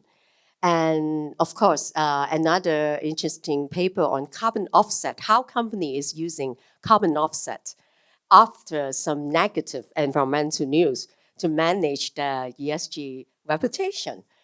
And also, I presented a paper on TNFD, the Task Force on Nature-Related Financial Disclosure, because this framework actually require companies to look into the nature-related dependency, impact, risks, and opportunities of their business operations, and climate change and air quality, pollution removal and pollution reduction are 2 main key themes when we're considering the positive and negative nature-related outcomes of a company's operation. So I tried to summarize some of the trends, ideas, and opportunities from all the presentation. So some of the ideas presented is how to utilize green finance to improve air quality in Greater Bay Area. We've heard from the speakers before that there's a lot to be done, and we need a lot of capital, a lot of investment in order to meet the air quality and climate goals. So how we could utilize green finance to do that. And what are the elements that make a green finance ecosystem healthy? And also the suggestion to improve the green classification to achieve continuous improvement in air quality, such as including key industries in air pollution control and prevention in transition finance classification catalog or industry guidelines. In fact, I see Hong Kong might have a role to play in this because we are also driving the improvement in air quality and climate goals through green finance at the same time. And if we could drive this through transition finance playbook for the industry, I think that would really accelerate the progress. And also, the uninsurable nature of recurrent climate risk might reduce the size of some economic activities, and notably the property casualty insurance sector. This is saying that a 2-degree world might be insurable, but the 4-degree world is certainly not. So stemming on that, quite a field of research are looking at how insurance and climate risk correlation. And profit probability and CSR commitments are predictors of strategies pursued by sustainable firms when facing difficulties. So when a firm is facing loss, how they manage, the CSR, the ESG commitment, and paying off, dividends. And also stronger environmental regulations can reduce the negative impact of the green bond principles on a company stock price, especially if this environmental regulation complements, those criteria in the green bonds principles. And there's some data and evidence presented in the talks, like net zero commitments triggers higher carbon risk premium, especially if the firms have weaker transition readiness. And institutional investors are important channels to price those carbon risks. And companies are starting to use M&A as a tool to reduce their exposure to some climate risk. However, such risk sharing may be in fact ineffective in case of uninsurable climate risk, as mentioned before. And high CSR firms face a trade-off between preserving ESG performance and maintaining dividend levels, especially during loss. And investors' concern about the low credibility of high-emitting companies to implement green bond projects successfully is reflected in those declining price of green bonds. And green bond principles may have an impact on corporate share price as a signal of high compliance costs, because issuing green bonds to a higher standard requires company to incur higher cost to ensure compliance. And also nature-related database for Greater Bay Area is needed to facilitate integrated biodiversity assessment required for TNFD disclosure. So this may be something our scholars at Hong Kong University could start working on. Okay, so these are a few recommendations from the presentation. Firstly, this theme I think, is also echoed in all the sections. Collaborative governance of pollution reduction and carbon reduction is the key to achieving air and climate goals in the Greater Bay Area. And especially we could reflect it on how Hong Kong could play a role in this. And to strengthen the fiscal and financial policy to support the continuous improvement of air quality. And top-level design of coordinated response to climate change is also much needed. And prevent financial instability implication brought by carbon risk accumulation. Governments should start paying attention to improving transition readiness. And to increase the granularity of climate risk indicators needed, especially for the insurance sectors, and by leveraging more precise sources on natural disaster and insurers' activities. I think this is also something we should work more on in the Greater Bay Area as well. And from one of the paper presented, the researcher has laid out 4 key elements that make a healthy green finance ecosystem based on her research into the Global Green Finance Center in UK, New York, and Singapore. Firstly is the top-level policy design to incorporate sustainable development into green policy system and release very clear high-level policy signal for the market, and also coordination mechanism to create a communication and coordination mechanism to combine government efforts with market forces and converge capitals from both public and private sectors. And thirdly, the system to build a diversified system of green financial products and tools, establish information disclosure, green classification standard, and promote information transparency and consistency. In fact, Hong Kong has also been doing a lot on this, especially with our governments announcing our vision to build a sustainability disclosure ecosystem. And talent, the 4, and maybe is the most important element, to establish an integrated network of interdisciplinary professional and develop an innovative society. I think one of the presentation also highlight how, trying to achieve this goal or setting an ambitious goal could drive innovation in the industry. And I hope, with this section, and maybe we could, have more discussion, dialogue with the finance sectors, and to see how we could achieve both the air quality and climate goals together. Thank you. Thank you, Grace. I think for sure, at the environmental department at HKUST, we're now hiring people with finance and economics background because we need to understand more. And I hope the people at the finance end are also hiring scientists and people, in sustainability. Our last presenter today is Professor Fei Chen, who's one of our very illustrious new addition to HKUST. Professor Chen.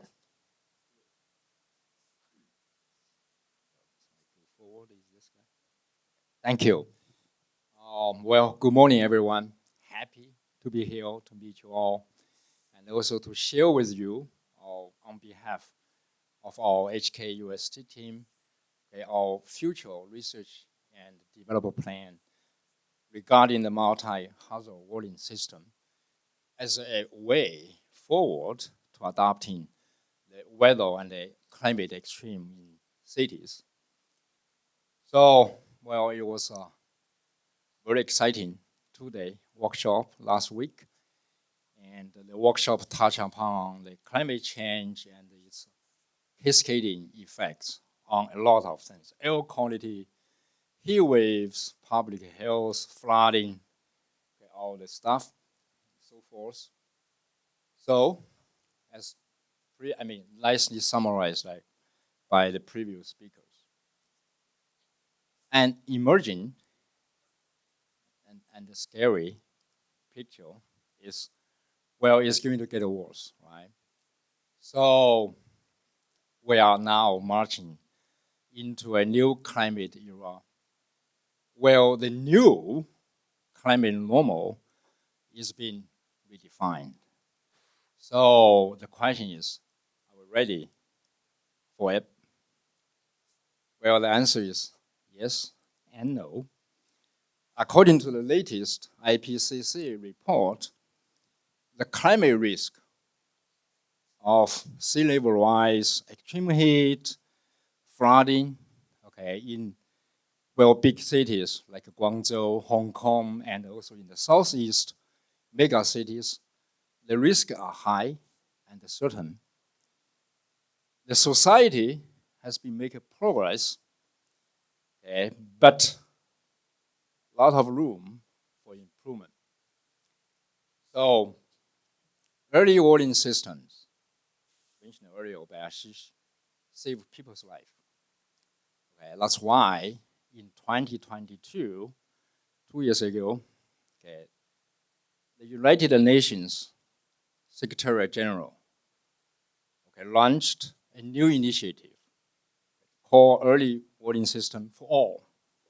That essentially calls for everyone on Earth, okay, to be protected by the warning system by 2027. That is a very tall task, very challenging, because as of today, less than half of the countries, okay, globally is protected, okay, and with various warning systems. Okay. So, this is really across United Nations, different agencies, including the Federation of the Red Cross, the World Meteorological Organization. So to answer to this call, the WMO also initiated this year a new project called New Urban Prediction Project, and I'm helping them, okay, to organize this effort, okay, with Professor Ferrari at University of Edinburgh. So the overarching goal of this project is to improve, okay, the urban scale warning systems, multi-hazard warning systems, okay, and exposure to all the weather-related hazard, right? And also to enhance the urban observations, but more importantly, to engage stakeholders, government agencies, community leaders, okay, to improve the city resilience. Well, the good news is for Hong Kong area, we don't have to start from scratch. So HKUST has a long-standing research program in air quality under leadership of Alexis, Jimmy Fan, Christine. They have been very busy, okay, to produce the end-to-end air quality forecast at the street level, and more importantly, they are working, okay, with all the end users, community leaders, NGOs, to push the very important personalized health information on the cell phone to the group who are most vulnerable, okay, to the health risk. So it's personalized, the entire system that cooperates. HK, and also HKUST has a long, outstanding climate research program. Jimmy and other people collaborated, produced a very high resolution future projection of the various climate risks. And more importantly, HKUST has established climate adaptation and resilience, so-called CARE. Okay, program, I think it's started in 2018. You had the first conference. So every 4 years, they have the big CARE conferences. Okay, and in between, they have annual conferences. And this year, last month, we had a workshop on surviving the heat. Okay, really focus on the heat risk in Hong Kong and elsewhere. So building up on those existing modeling and research and community connection capabilities, we now setting up a new tropical urban environment climate adaptation and resilience center, so-called TrueCare, at Hong Kong UST. And one core activity of the TrueCare is to develop, in collaboration with various partners, the state-of-the-art climate and the weather model are really tailored to tropical and urban regions. I'm a scientist, just like a lot of scientists. Okay, sitting in this room, we enjoy doing research, publish papers, get awards, get ourselves promoted. Well, it's great. I mean, that's our job anyway. But at the end of the day, sometimes you wonder, why I do? Does that really affect people on the street, standing there? Right. So there's a huge problem in the past, really to translate the basic science into actionable science. So to avoid that common mistake, we have to engage all the stakeholders, policymakers, and end users at the beginning, and also at the various stage when we produce the system, to really co-design the modeling system, co-produce the climate risk maps. We cannot do them all, right? We need people from help from the insurance company and other NGO organizations. And based on this modeling system, we're going to develop the multi-hazard warning system. Multi-hazard means a lot of stuff, right? Air quality, as mentioned earlier, weather events, flooding, sea level rise. Thank you, I'll be done in a minute. Okay. All right, so and don't forget, the last, probably most important thing is education and training to really raise the awareness of the climate risk, so that people can act earlier and effectively. So again, the warning system is by far among all disaster reduction and climate adaptation measures the most cost-effective and the best proven method for reducing the disaster deaths and losses. And we have to work on that. Okay. So that's our plan. I forgot about this slide. Okay, we developed a minute to see an integrated modeling system, not just atmosphere, air quality, urbanization, land-use and cover change, agricultural impact, all the way cross scale, all the way from global, okay, to the neighborhood. Okay, stills. This is a major takeaway from my talk and also from the previous speakers, right? So this is a challenging problem, okay? And we need to work together with NGOs, stakeholders, and users, right, to deliver the warning and the action advices vulnerable group. Okay, and needless to say, your help is crucial. So I welcome you to join us, and I will be working with you, okay, to have a really coordinated effort, okay, for the success of this project. Thank you very much for your attention. Thank you, Fei. May I ask you all, the second round of panelists, to join us around the table, please? So we have a little time. Again, we are keen to hear your comments and any questions you may have.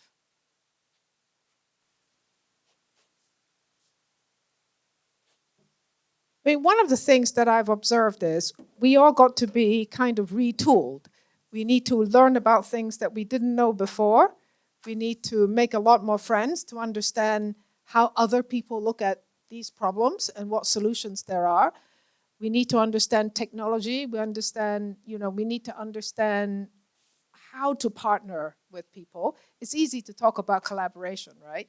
Of course we all need to collaborate, but how to collaborate, how to create the platforms for dialogue and collaboration on a real basis, not just talk and then go and have lunch or something, right? But actually to talk and talk again, to see how we actually create new policies, new ideas, new technology, new solutions, new management methods, and then to be able to write them down, right? So that these can then be shared on a much wider basis. It's actually a very, very arduous set of work that helps us to deal with the climate era.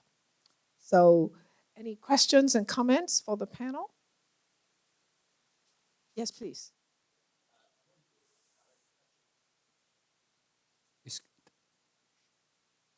Into it. It works when you speak into okay. it. I want to direct my question to CLP. You mentioned that you will investigate changing the LNG to hydrogen for future electricity generation. So do you mean it is a hydrogen carrier like ammonia, or just pressurized hydrogen? And secondly, you are using LNG, and were you considering changing to biomethane, e-methane, which is also molecularly same as methane, but then you have the greenhouse gas intensity reduced? Sure. Yeah. No. Great question. So hydrogen, it would be hydrogen as a fuel carrier that we would consider. So it's really a question of how is the hydrogen produced, right? It's just a form of carrying energy, right? In terms of there needs to be a source to make the hydrogen, whether that's renewable and is really key. It needs to be green hydrogen. Otherwise, we're not getting anywhere in terms of reducing the carbon footprint. So it is like I mentioned earlier, in terms of when will this be ready, the facilities themselves, as I said, we're already piloting blending at low percentages, the use of hydrogen. There will be some retrofits required if we were to have the supply of hydrogen to make that happen. But realistically, we're not. It's the late 30s, I think, is what we're talking about at this juncture, and really in the 40s where we would see this come on stream meaningfully and at scale. But we are open. It really just depends on the market and whether we would use alternate fuels in the meantime. It is the most important driver at this juncture is, A, we have the facility. We've invested heavily in the gas receiving facility here in Hong Kong to make sure there's a sufficient supply both for CLP and for Hong Kong Electric to run our combined cycle gas turbines. and we're tapping the global market, which means we're also able to access this fuel at a cost that at this juncture we all collectively feel comfortable with, and there's no dire impact, if you like, on the overall tariff, right? If there's alternate fuels that are even better and zero carbon, and we can bring them in through our facilities or at a price point that is comparable, all this would be considered. But I think for the short to medium term, we're very much committed, really, to LNG at this juncture. Can I just maybe see if I've got it right, yeah? So Hong Kong's switching from coal to gas. So what that means is we're retiring old coal plants and building new coal plants. I mean, building new gas plants, right? So we have already built some new gas plants, and you told us that we're still building some new ones, right? Some new ones are coming on stream. This year. Yeah, this year. Right, almost done. So in a way, Hong Kong has a pretty clean fleet, a new fleet, right, of gas plants. So in order for you to go into hydrogen, you're really talking about a post-gas period, which this is why you're saying it's going to be in the late 30s or the early 40s, because the new or the older now gas plant that we've done, I mean, you've got to keep on retrofitting them or dealing with them until you have new fuels. Is that right? It really depends on how fast the hydrogen market develops as well, and just being able to access it. And the FSRU, as it currently exists and has been just put online last year, is not able to take hydrogen straight in. The molecular, you guys are all scientists, you know this much better than I do, actually. So it's going to take some time, and we're going to buy more nuclear, right? That's the idea. That's the idea, because those coal plants, Castle Peak A and B, are very large coal plants. The capacity is so big that even us having built 2 more gas turbines, one that's already online, the second one that's coming on this year, is not enough to replace all of that coal. There's some of the bigger plants in the world, yes, right? Yeah. So I think this is what Hong Kong people generally don't realize. It's huge. We have some of the biggest plants in the world, and they need to be fed, right, with energy sources, so that we have highly reliable electricity. Yes. Can I just add and link maybe your intervention before to the question that Billy asked just now? First of all, on the availability of hydrogen, we had a bit of a discussion on that in the session as well. And Maersk representative actually mentioned that they did some due diligence in terms of understanding how many Chinese hydrogen-based fuel projects are there and when are they going to be expected to come to operation. And they counted about 20 megatons of methanol by 2030. A caveat here is that it's hybrid methanol, so it's not only hydrogen-based methanol, but it's blended with biomethanol, but those are still big numbers. Of course, how many of these projects are realized is maybe dependent on the demand primarily, and that demand can come from different sectors. So you were talking about how can collaboration become more than just words. I think there are very specific examples to business level collaboration already in some of the places in this region. I understood that Hong Kong and Singapore are a bit of a competition, but I will give an example of what Singapore is doing in terms of promoting hydrogen-based fuel development. So they are looking at, the Port of Singapore is looking at a joint request for proposal where they are contracting hydrogen production from overseas because it's cheaper than producing locally. And they are then going to use that hydrogen in the form of ammonia because it's cheaper to transport ammonia over large distances for power generation and shipping. Of course, there is a lot of environmental impacts there that have to be considered, but still they are contracting about 300 kilotons, if I'm not mistaken, of ammonia by 2028 to be shared by 2 sectors. So the specific form of collaboration that can be achieved in this case is joint procurement or joint offtake agreements between power sector and the shipping sector. And by doing that, you are enabling scale and you're enabling these production projects to actually take off, because then they can get financing from the banks because they have sort of the, what is required, basically, the product. The size, right? Yes. The scale. Yes. That was all. There's a Question at the back. Thank you. I have a question about how to build a sustainable supply chain for the fuels in Hong Kong going forward. Because Hong Kong, in a sense, is have the leading international oil companies, oil plus energy companies like Shell, ExxonMobil, Chevron have been here for more than 100 years. In the past 30 years, we also have the leading NOCs, national oil companies from mainland China, PetroChina and Sinopec. So all these are very devoted in decarbonization journey and also having a lot of experience and resources. So going forward, what do you think these oil energy companies can help Hong Kong's decap? What is expected for them or for us to do more? We kind of don't have any oil person here, right? And you guys don't use oil. I think, Elena, your answer comes closest to what. Yeah, I would just like to share an international experience. We work with different producers or companies on the energy production side, and a lot of conventional oil producing companies are actually looking into hydrogen production as a way to diversify their business, because of course they're not stupid. They understand that the oil is not going to continue forever, and to stay in business they have to do that. So that is just an example of what's taking place. I'm just wondering, maybe you have a perspective that you can share with us. Yeah, my understanding is like Shell, actually we are selling more gas than oil, and we also have agenda to transform our portfolio to more decarbonized fuels. So if there is any misunderstanding, that we will continue to clarify, of course. But my focus here is what can the conventional oil company or energy companies in Hong Kong can do better. What is your views?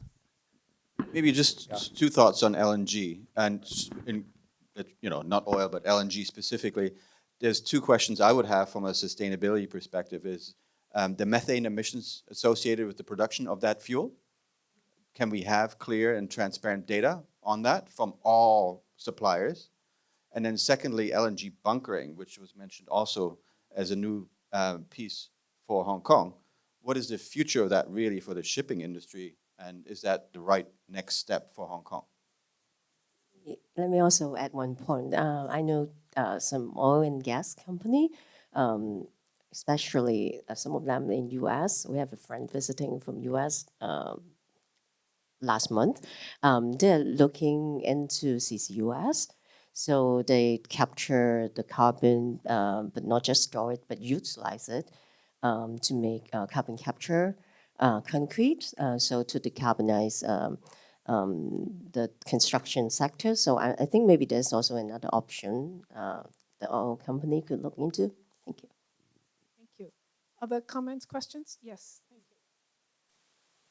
Thank you. I guess my question is directed to our overseas friends. All of these are great initiatives, but it comes down to funding and investment. I think when we compare Asia with what we see in Europe or US, those places are very much further ahead of us in terms of the attention and the awareness at even the very small company level as well as individual residence levels. I think in Asia, we're not there yet. If we can say by the waste disposal program, the way that's gone, we don't really have that incentive yet. Is there like a best practices platform for where government comes in with initial investment, where financing and banking takes over, where does the individual company then step in? What are, for example, the percentage, the initial investment that we should be looking for from government to be able to kickstart this trajectory? Any perspective from Anish, from overseas, from the US? I think I'll take my own lens on it. In US, for example, and there are others who can chime in, what the federal government is doing, the new IRA, Inflation Reduction Act funding, is a lot of money is directly being given to the consumers and to the end user to really embrace cleaner forms of energy and technology. A lot of rebates are being given for solar, wind, Even geothermal is another emerging technology that is a lot being pushed within the US along with hydrogen. So at the end user level, people are starting embracing a lot more energy because of a lot of incentives and rebates that are being given, and a lot of surplus is then provided to the grid as well. The utilities are also playing a major role. Some of the money is also being transferred via utilities to the end user, and there are different mechanisms like this that are being set up so that at the community level, at the individual level, at the household level, people start embracing those rather than at the federal level only or the state level. I hope it answers to some degree. I'm also going to talk from my own lens, and that is a shipping lens. If you look at the cost gap between conventional fuels and the alternative fuels, some of the more advanced alternative fuels, so say e-ammonia or e-methanol, that cost gap is in the order of, well, basically those are twice as expensive or more than the conventional fuels currently. The good thing is that those fuels are supposed to sort of decrease in their cost with the more stringent regulation and with scalability, because the production of these fuels is highly scalable. But nonetheless, for now, that cost gap is there. Then the question is, who can cover that cost gap? And here we are looking at schemes whereby governments can pitch in some. The cost gap consists basically mostly of the difference between the conventional fuel and the alternative fuel. Some of the cost gap is also the cost of the vessel compared to the conventional vessel, but across all shipping segments, the fuel is really the problem. So what governments can do then is subsidize or provide economic support to fuel production. It does not have to be shipping-specific fuel production, because these fuels can be used in different industries. So that is one way for governments to intervene. Now, of course, the problem is, what are the incentives for government to do that? And here, Europe, for example, which does not have favorable production conditions in the north, at least for these fuels, is at a disadvantage compared to China. And for China, that actually makes sense, so to subsidize the production of these fuels. And then, of course, I also mentioned that you have the shipbuilding industry here, so they can also pitch in a little bit towards covering the cost gap over there. You mentioned the consumers not being as environmentally conscious in this region. The good thing about shipping is that it is a global industry, and you can make the consumers elsewhere to pay for decarbonization, which is essentially what Zambia is doing. So their initiative to cover the cost gap is basically utilizing the consumer power in other areas of the world through companies such as Patagonia, Amazon, that are participating in this program. So the cost gap has to be covered by different actors in the value chain. Consumers have to pitch in, governments have to pitch in, and eventually the international regulation will take over, but that will take time. In the period of 2020s to 2030, those are the two main sort of areas for intervention. I think it's a complicated issue, right? I mean, I think if you're looking at also different types of incentives that government is willing to give, and sometimes you don't know what the reaction will be. So, you know, as with the feed-in tariff for Hong Kong, this was a policy that was new, and it was a very generous feed-in tariff, right, at the early stage. And actually, when I was in government at the time, we had no idea how the Hong Kong people would react. Right? We knew that it worked elsewhere, but where do you pitch? You know, so one thing is to say, let's have a feed-in tariff, right? The other one is, where do you pitch it? So the decision was taken that because we had no idea, we'd pitch it relatively high. Yeah, because that was easy to lower it than to increase it, right? So it worked out very well. That was tremendous. We couldn't have anticipated. Now, I'm not sure CLP anticipated it either. You know, I mean, in terms of how people would react. So the reaction was very good. So these kinds of things as to where you put the intervention, I do think government can spend more time thinking about what might be some initiatives, subsidies, call it penalties, whatever you want to say, right? The tools that government have. Because government's very unique. It has a set of tools that nobody else has. And how it uses these tools, where to intervene, where to collaborate, right, with private business, and what is the encouragement to get them to do it, and then how to speak to the public. You know, so I think with the waste scheme, my own takeaway was we didn't sufficiently explain to people that they're actually already paying for many things. We didn't explain to people that this was how it fits into a bigger picture. And maybe one thing for me that was greatly disappointing was that part of our, if I can call them the political elite, that they didn't understand either. You know, that there is actually a system, there's a set of thinking principles as to why you would construct it in a certain way. So I think we need to go back, you know, to maybe some basics and explain things again. And I think the shipping industry, which Roberto was in, it's also very interesting to think about how to shape that discussion in our region. Anish. So one more lens to it is human-centric energy transitions.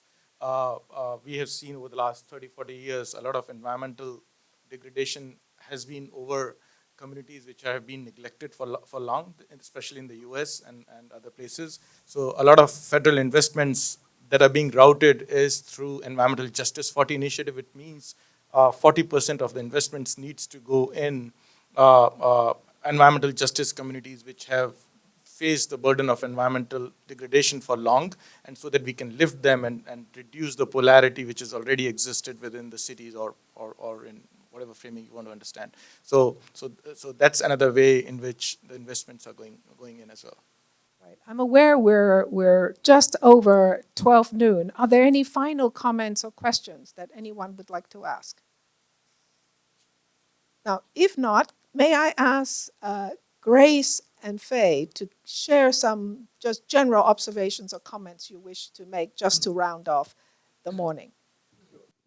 Okay. In fact, I also want to address what the gentleman has asked. I think in Hong Kong, because I work a lot with the real estate sector, the Hong Kong government has also used an incentive to promote green buildings in Hong Kong, and it's through the gross floor area exemption, which, if you see in this way, is the government is actually offering, extra floor area, and then the developers, then they would need to commit it, they would need to invest in building that meet the green building standard.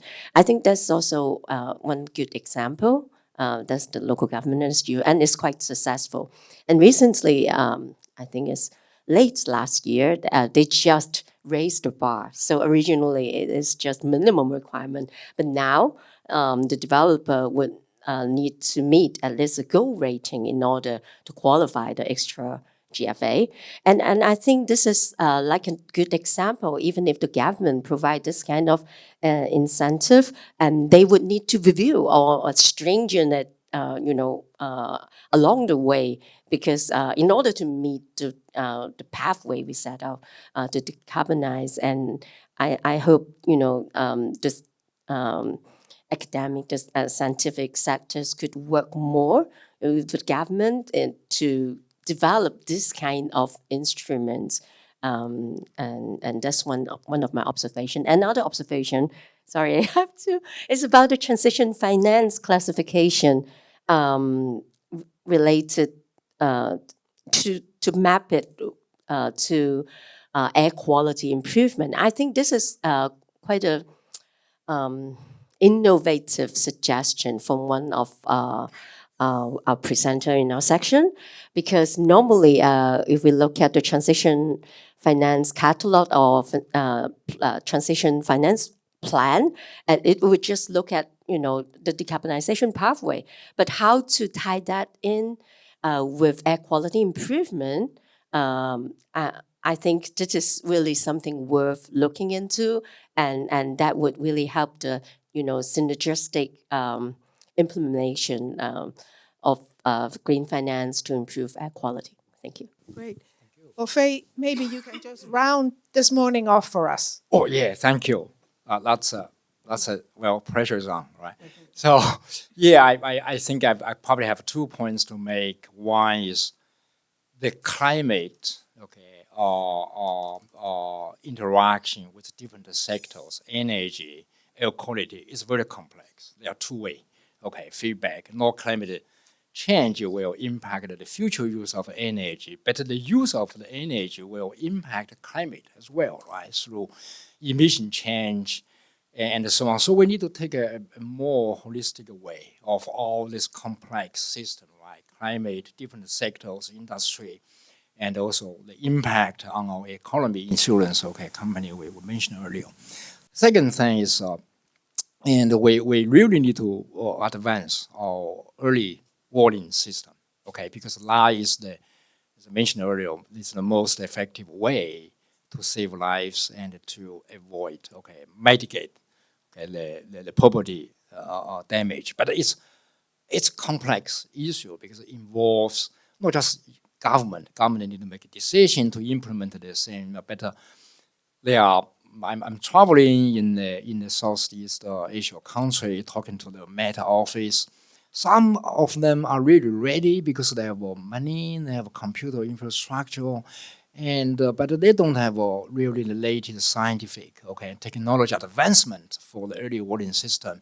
But in some of the countries, they even don't have the computer infrastructure. They look upon the other countries and say, well, how the World Bank, for instance, or other international